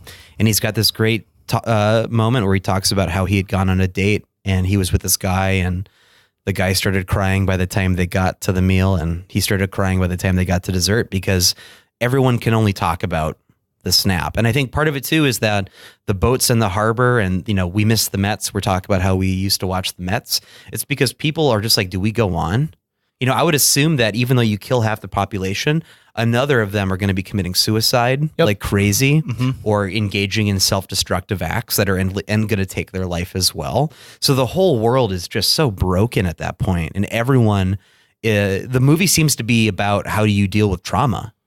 Like every single one of them is dealing with the trauma in their own way, leading up to the God of Thunder. Who so when it's decided that Tony's not going to help them, they say, well, who's the second smartest guy that and so they seek out Bruce Banner, but Bruce Banner isn't there. It is now Bruce Hulk, Professor Hulk. A lot of people are calling him. So it is, it's the Hulk body with the Banner mind, and he has now decided that why was he always trying to hide the Hulk? The Hulk is a part of him, and he found a way to maintain his intelligence while also being a giant brooding force. He is reveling in the fact that people are coming up and asking for selfies, and you can tell he likes doing this. He likes the attention. To me, what he has right here is this is the first time you have seen Bruce comfortable in his own skin, where he's not trying to hide himself because of the Hulk.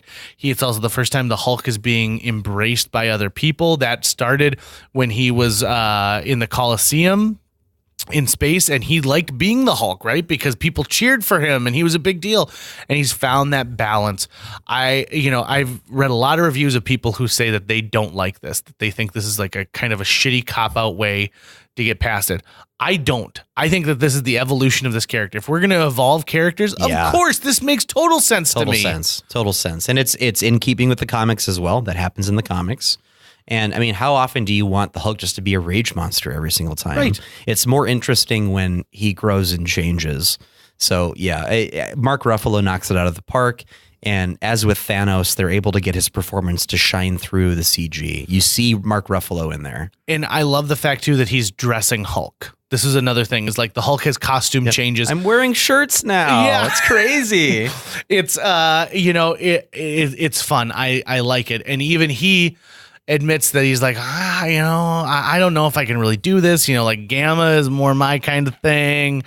And he's part of the team that goes to get Thor, who's on New Asgard, which is presumably in Norway, I think, right? Probably, or some fishing community on a coast. And the Asgardians it's an outpost. It's a new place for their civilization to be. They immediately run into their favorite Valkyrie, and she says, you shouldn't have come.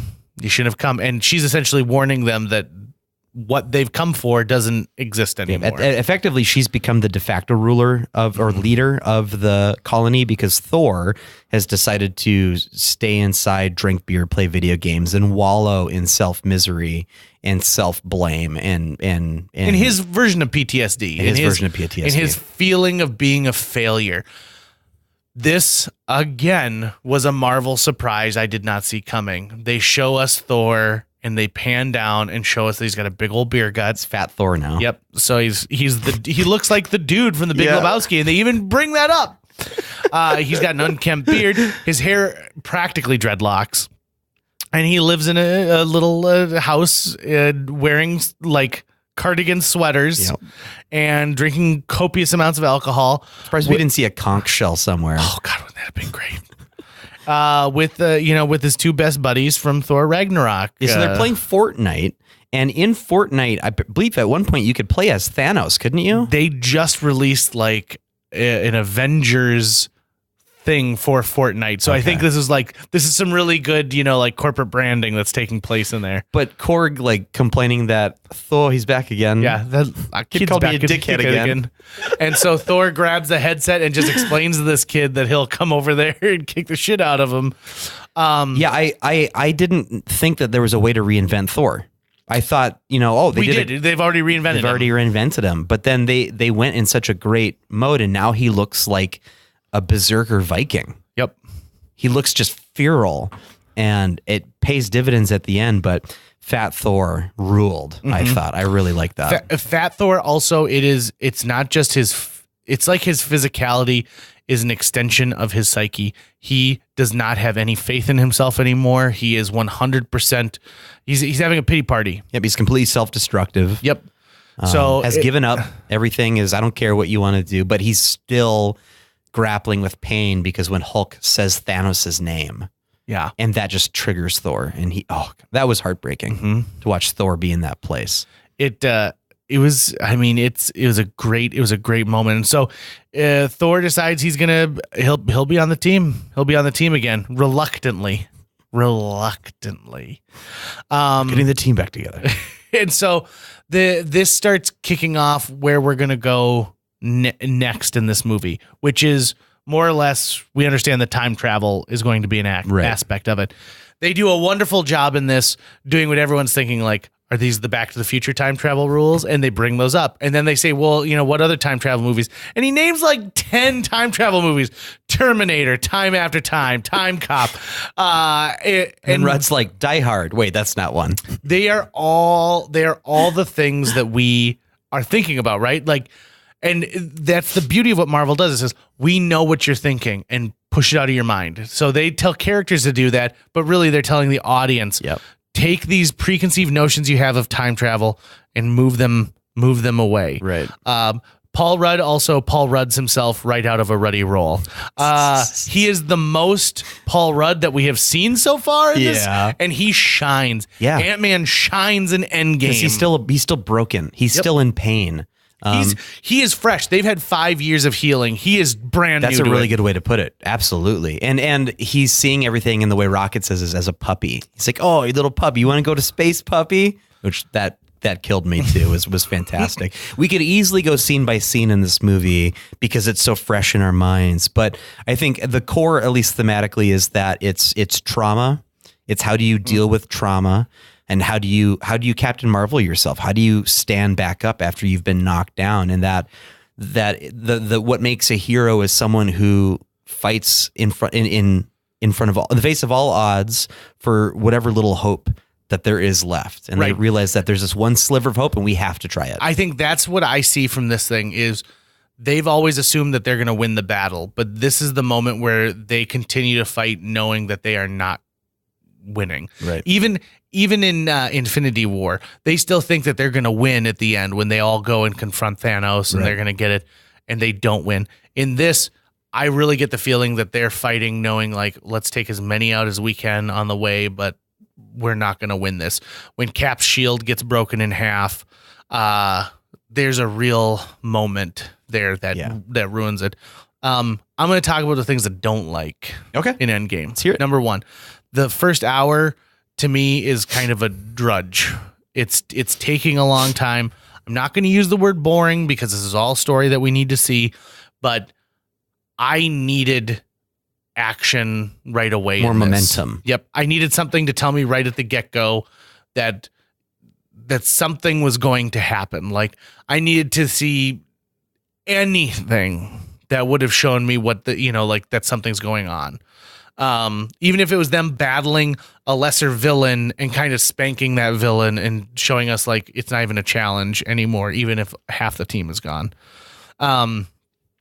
But it's amazing because we need all this exposition to set up a movie that is a direct continuation of a movie that was all the exposition. Once we get into the time travel kind of gets confusing to me. You and I text a little bit about the fact that at one point Loki escapes in one of these timelines. My understanding is that Cap doesn't go back to fix that. He's only going back to put the stones back from the exact moment that they took them. So with that being the case, does that change what Loki's going to do? Now, you said Loki's got a mini series or a series that's coming on Disney Plus. The first confirmed one for Disney Plus besides WandaVision and Winter Soldier Falcon.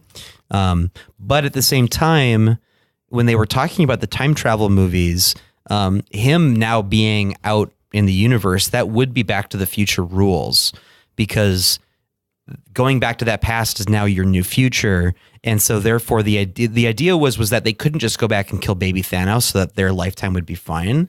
So I think if anything, it might mean that, I guess I don't quite know if that means that there's two Lokis and one is dead and one is alive, or if that's a Loki that's just in another reality that branched off. I'm not really sure. See, to me, I don't think that there could be two Lokis, because it's not like Loki went back in time and existed at the same time. Right. It was a Loki in that time who got away. Right. So to me, does this mean that it has, we've arrived at the same point, but did it change the journey did it change the trajectory of that story? I wonder if then, because I'm sorry, I'm going to interrupt you real quick. I was interrupting you, so you go. I hate the theory of the butterfly effect when it comes to movies. Just because something happens in the past doesn't mean that the galaxy won't write it in some way as it's going along. So even though Loki gets away and he's not in chains and he's not in that prison cell during the events of Thor Dark World, doesn't mean that he doesn't team up with Thor anyway in Dark World to try and take out the Dark Elf. So it just... I don't think of it as a splintered timeline. I think of it as like a ripple, right? So I think that makes a lot more sense. And if anything, it's not that he's free now. It's just that them going back is causing a lot of chaos in that time period, for sure. I brought this up earlier for a specific point. I don't like the fact that the final battle is in an area where there's no collateral damage. They're not upping the ante in the location of that final battle. Thanos takes out the Avengers compound and they are fighting over the rubble of the compound. I would have loved for that fight to have been out, in a city somewhere. That's one of the things, the final battle has a lot going on and it's faster than like the Battle of New York in the first Avengers. And to me, I could have taken an entire third movie that is just the battle of them having to like regroup in certain areas and take the fight like this and move around it, whatever it happens to be. We end up with a very quick game of keep away that is a part of this final battle. And I want everyone to have that moment. Now it's hard when you've got like 45 friggin' characters like having their moment. But I think specifically Falcon has a great moment where he uses his wings as like spears when he comes down. That's a great moment for Falcon. I wanted that same scene that we had in Avengers where they went from 1 to 1 to 1 to 1 to 1, following through in this. And they start that and then they do a cutscene and then they start it again, the cutscene. I wanted one long flow, which would have been the most effects heavy, like 5 minutes of all time. Mm-hmm. You might as well have just called it an animated film. Mm-hmm. It was very satisfying watching what I watched, but if that would have been in a city where there would have been civilians, where they're protecting civilians while waging this war, I think it would have upped the ante just a little bit more for me in what was going on. That being said, the one I can't remember the name of the character, but the one with the giant lips that Dom Hall Gleason is the Ebony Maw, who works for Thanos. He's got like the force powers, telekinetic. Yeah. He was a badass in the previous movie, and I feel like he doesn't really get anything in this. He gets a couple moments, but like the power he was throwing in, like when he first arrived in New York in Infinity War, I didn't see any of that really going on in this, and I would have liked to have seen a little bit more from him because I think he was super powerful, and he was also a stuffed up British guy, so I would have liked to have seen the crud get kicked out of him, and I don't know in what way, shape, or form, but.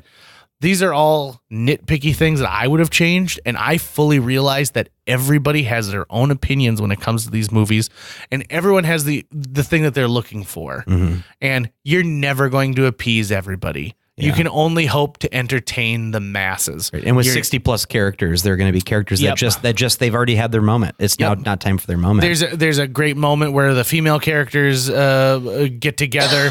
There are great moments where when the warlocks are opening the portals and everyone's coming through. One thing I was surprised not to see come through the portals is an army of Iron Men. I expected, at the end of Iron Man 3, we see that giant fight with all of the essential drone Iron Men. If he had built a new one, because I think they all get destroyed in that one. They do, yeah. But you kind of assume like Tony's been building, like he's up to like Mach 85 at this point, right? Right. So I expected... Or if he would have built a new Iron Legion or something. Right, that's what it is, the Iron Legion.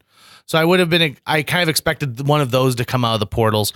I love seeing just this giant like running mash of the bad guys and the good guys. And I love the fight that Thanos puts on. Here's my other piece. I spent a long time arguing with you about where Thanos was in Infinity War. Where he was? As far as like, is he evil? Oh, yeah. To me, I think that the payoff is people like me who didn't think that he was like evil. He was just misguided. In this, when he sees the future that he's beheaded, he takes a major turn and he becomes now evil, and he talks about how he is going to rip this galaxy apart. He's no longer worried about doing his destiny. He actually wants to see this place annihilated. Like you can tell that that Captain isn't something that's in the way of him completing his job. Like he wants to take down Captain America. And I think that is one of the greatest turns, is that in the first half of the movie, I actually kind of feel for Thanos in a way. And in this, I'm like, you mess up Grimace. Mess him up big time. God, it's so much fun. And at 3 hours and like 52 seconds long, I didn't feel like it was long at all. In fact, I could have sat there for another hour easy. Right, for sure. Yeah, so it's a Thanos from 4 years previous, meaning it's the Thanos has not gained any stones yet, except he probably has the scepter, but he might not even know the mind gem is in there. Who knows? But he hasn't killed his daughter yet. He hasn't felt loss like that yet. He hasn't gone through these things that make him more universe weary. It's more than 4 years, right? Because they're 5 years from the snap. It's 2014 that they get him from. Is it really? He's the Thanos from 2014.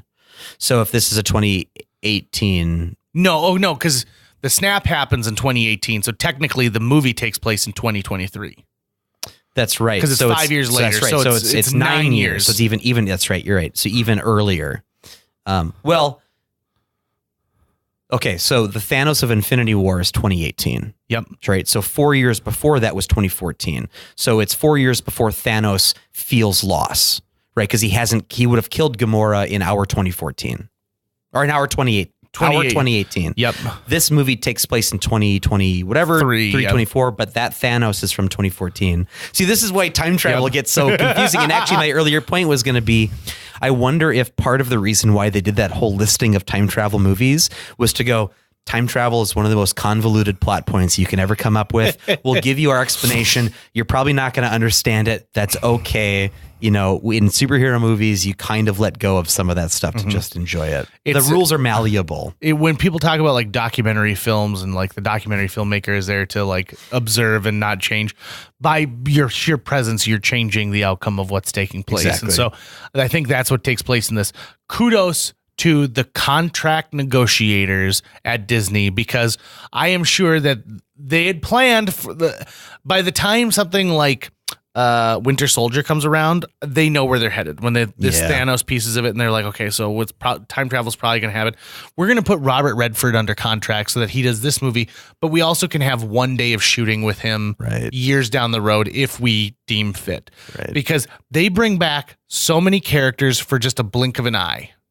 John Slattery gets to come back and be Howard Stark. Haley Atwell comes back as Peggy Carter. Yeah, we get the Ancient One. Oh, and she gets a beefy chunk of this She's thing important, too. and she realizes that it's the fact that Strange gave away the Time Stone that convinces her that, okay, I guess we need to do this now because he shouldn't have done that, and he's the best of us. And she already knows who he is, and she's like, he's performing surgery 5 miles over there, and we're 5 years away from him becoming Doctor Strange. Yeah, which is just amazing, right? It's just amazing. Yeah.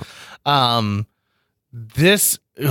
even little things like they get Natalie Portman back, and they film just a moment. Did they, or was that footage from the movie? My understanding is they did get her back. Okay. Yeah. So they did. They essentially asked a favor. Okay. They said, "Could we get a favor from you?" Wow.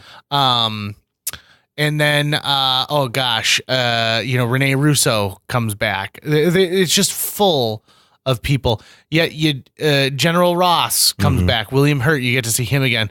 Yeah, you still the little kid from Iron Man 3 is at the funeral. Yep. In fact, when I left, I was talking. We just spoiled the ending of the movie. Tony Stark dies. Yep, Tony Stark dies. Tony Stark, he sacrifices himself. He knows that he can't take it. Yeah. And it's amazing. And that's right. Like, are you willing to put down your life and make the sacrifice play? And he's already technically done that once before. In the first Avengers movie, he flies that nuke through the portal knowing that he's probably not going to come back. Yeah. And so Tony takes this, and he gives up more than he's ever given up. Yep. In this movie. And the scene with Gwyneth Paltrow talking to him as he's passing is emotional and is tough, and you can tell it hurts everybody who's involved. And his funeral is not pomp and circumstance. It's not the Tony Stark we met in Iron Man in 2008. Could you imagine had it been like an Iron Man 2 like Stark Expo? Right. Like that had been how the funeral was? And I think that's what we would have had if he had not gone through this catharsis and changed on his own. It's the people who's not necessarily the closest to him, but the people who influenced him the most, who made the biggest difference in his life. And that was the one moment where I think that was the most like, what the fuck is that? Moment to people in this movie, was wondering who that boy was, because he's standing by himself and he's teenaged, and I knew immediately, I'm like, oh my god, that must be the kid from Iron Man 3 that helps him. But again, Iron Man 3 is such a forgettable film in this saga that I think a lot of people forgot about Simpkins. I had to Google who that kid was, because I was like, I don't know who that guy is. I didn't put it together. Yeah, when we were walking out, that was my one thing where I immediately put that together, because I'm like, a kid that would have been at this thing, and I was trying to think, I was like, there was never a Stark internship thing. And I'm like, oh yeah, what about that kid he spends all the time with in Iron Man 3? And it's the same kid. Yep. So, which is just amazing. Seeing Peter at Tony's funeral was tough, because he essentially is doing what Tony was doing for him later on. It's very sweet. You have a moment that got you choked up. So this movie captures actual grief and loss in a way that I haven't seen for a while. Like in the Pepper Potts conversation with Tony, she doesn't say, it's not like a movie death where it's like, I love you, I'll never forget you, goodbye, blah, blah, blah. I think the last thing that Tony says is, hey, Pepper. And she says that we're going to be okay and you can rest now, which shows that Pepper has a deep understanding of what's going on with Tony.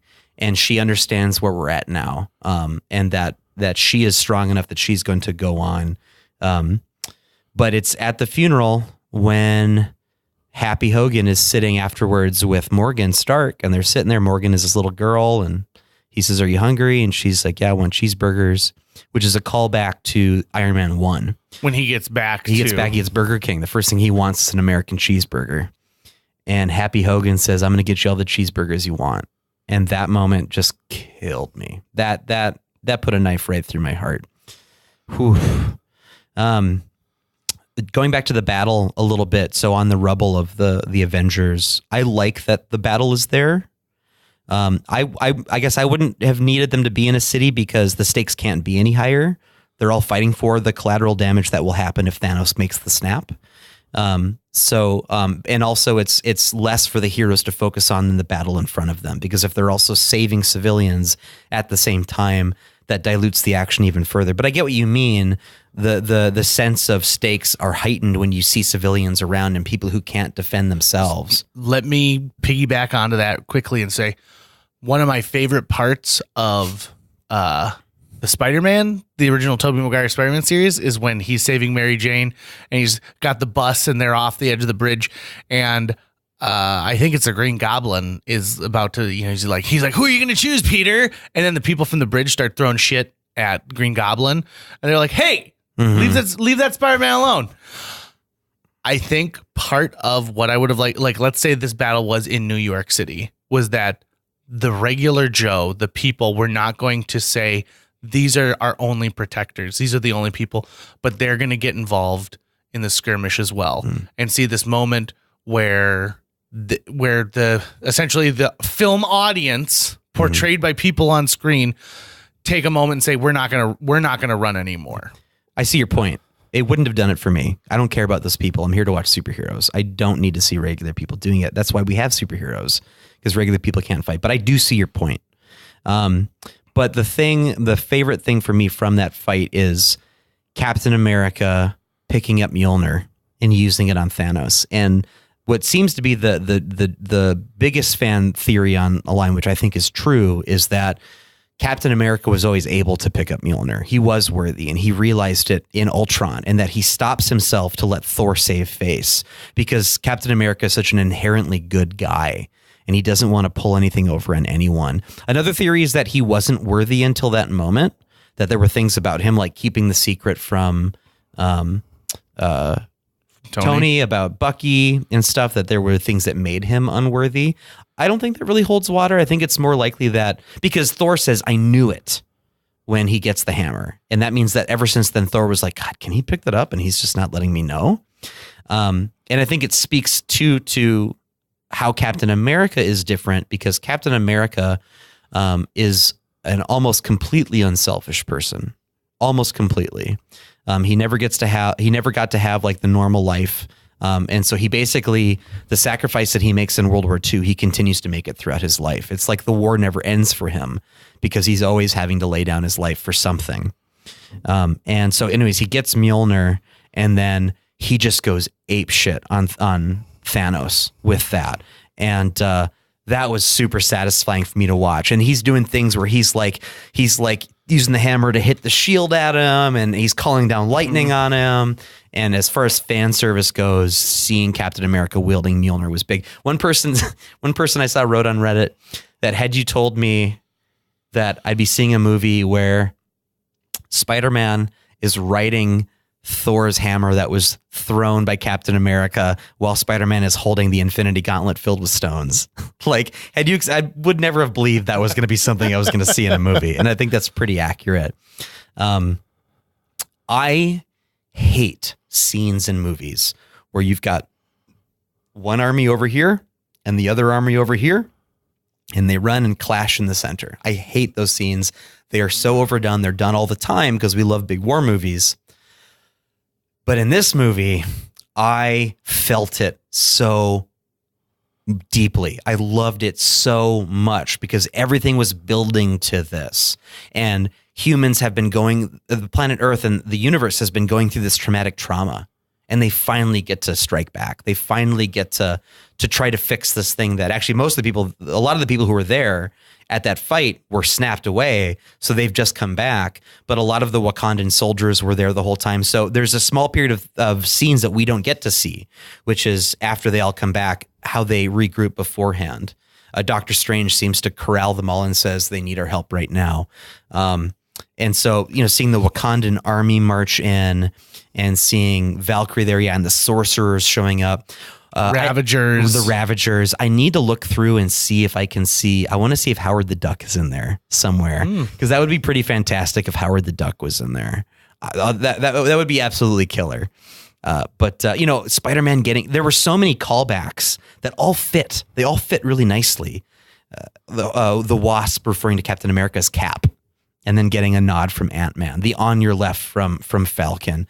Spider-Man activating instant kill mode because he finally needs it, because he can't handle the fact that there are all these these evil space dogs or whatever they are coming at him. And that I love seeing Berserker Thor. He's got two hammers. He looks like an ancient Viking warrior, and he's just going nuts. And him and Iron Man are teaming up, where he fires all this electricity into Iron Man's back, which is just like he did in the first Avengers. And then Iron Man redirects it at Thanos. Yeah, it's almost like he's got a solar panel on the back where he's going to absorb it and just shoot it out. Right. The only Avenger who could probably rival Captain Marvel for power is the Scarlet Witch. She's not physically powerful, but she basically has power over reality, and her getting to unleash on Thanos. And obviously Thanos is a different Thanos from years prior. He doesn't know who she is. And she says, "You took everything from me." And he says, "I don't even know who you are." And she goes, "You will." And it's because of her that he says, "Rain fire." He realizes he's about to lose. She's about to take him out, and he's scared. And I could go on and on about this fight scene, this whole war. And then the end of it, when Iron Man has the callback to "I am Iron Man." Whew.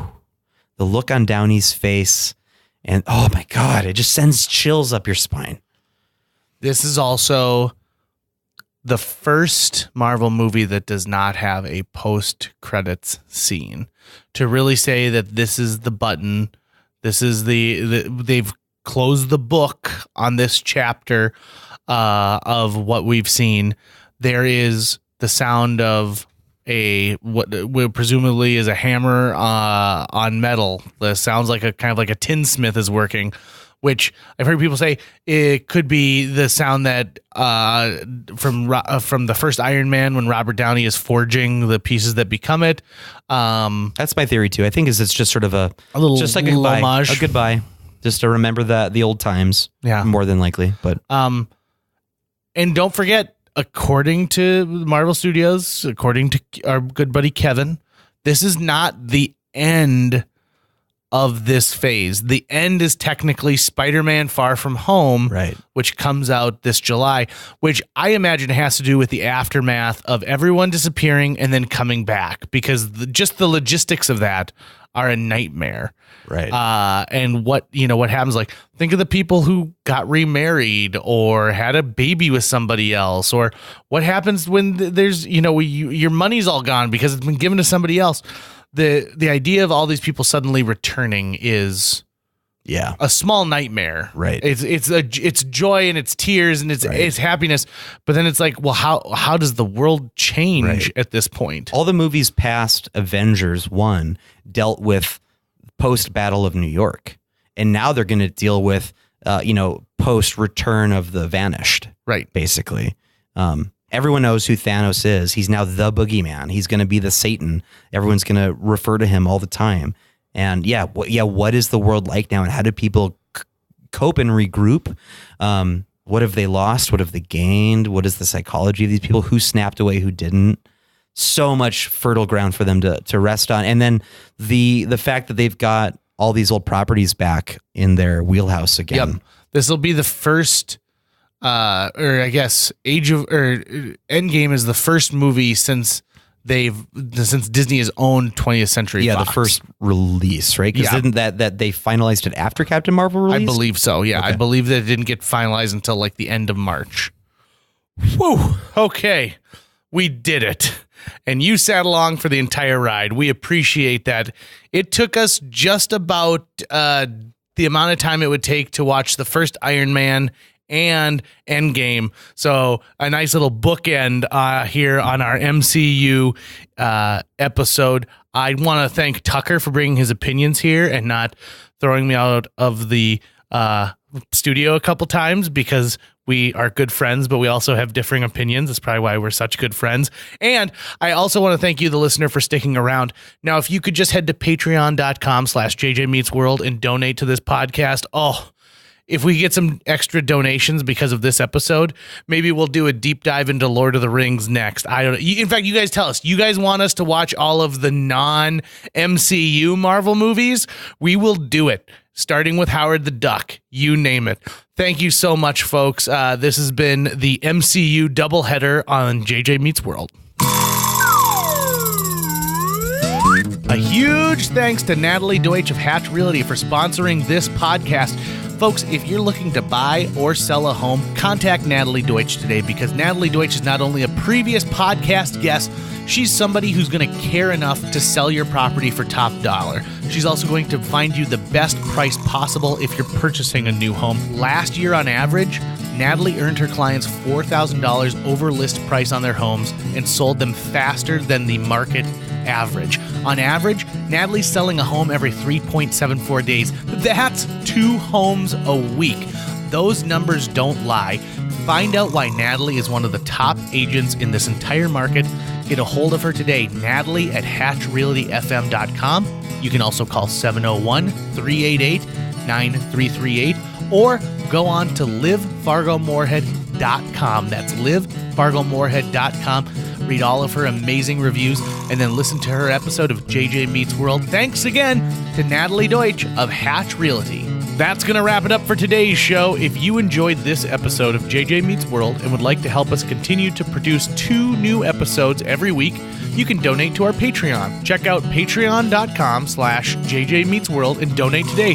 Even as little as $1 a month can go a long way. Visit our website at www.jjmeetsworld.com or hit up our social media. We're on Twitter, Facebook, Instagram, all the sites the kids are using these days. If you'd like to stay up to date on new episodes of JJ Meets World, you can find us on iTunes, Google Play, Spotify, Stitcher, iHeartRadio, YouTube, or wherever you consume the podcast that you love. JJ Meets World is produced every week by Tucker Lucas. You can find out more about Tucker's work by checking out www.moonbasemaria.com. If you want to get in touch with your host with the most, go to linebenders.com and you can find direct contact info for JJ. So there's a bunch of, Stan Lee cameos in all of the Marvel movies.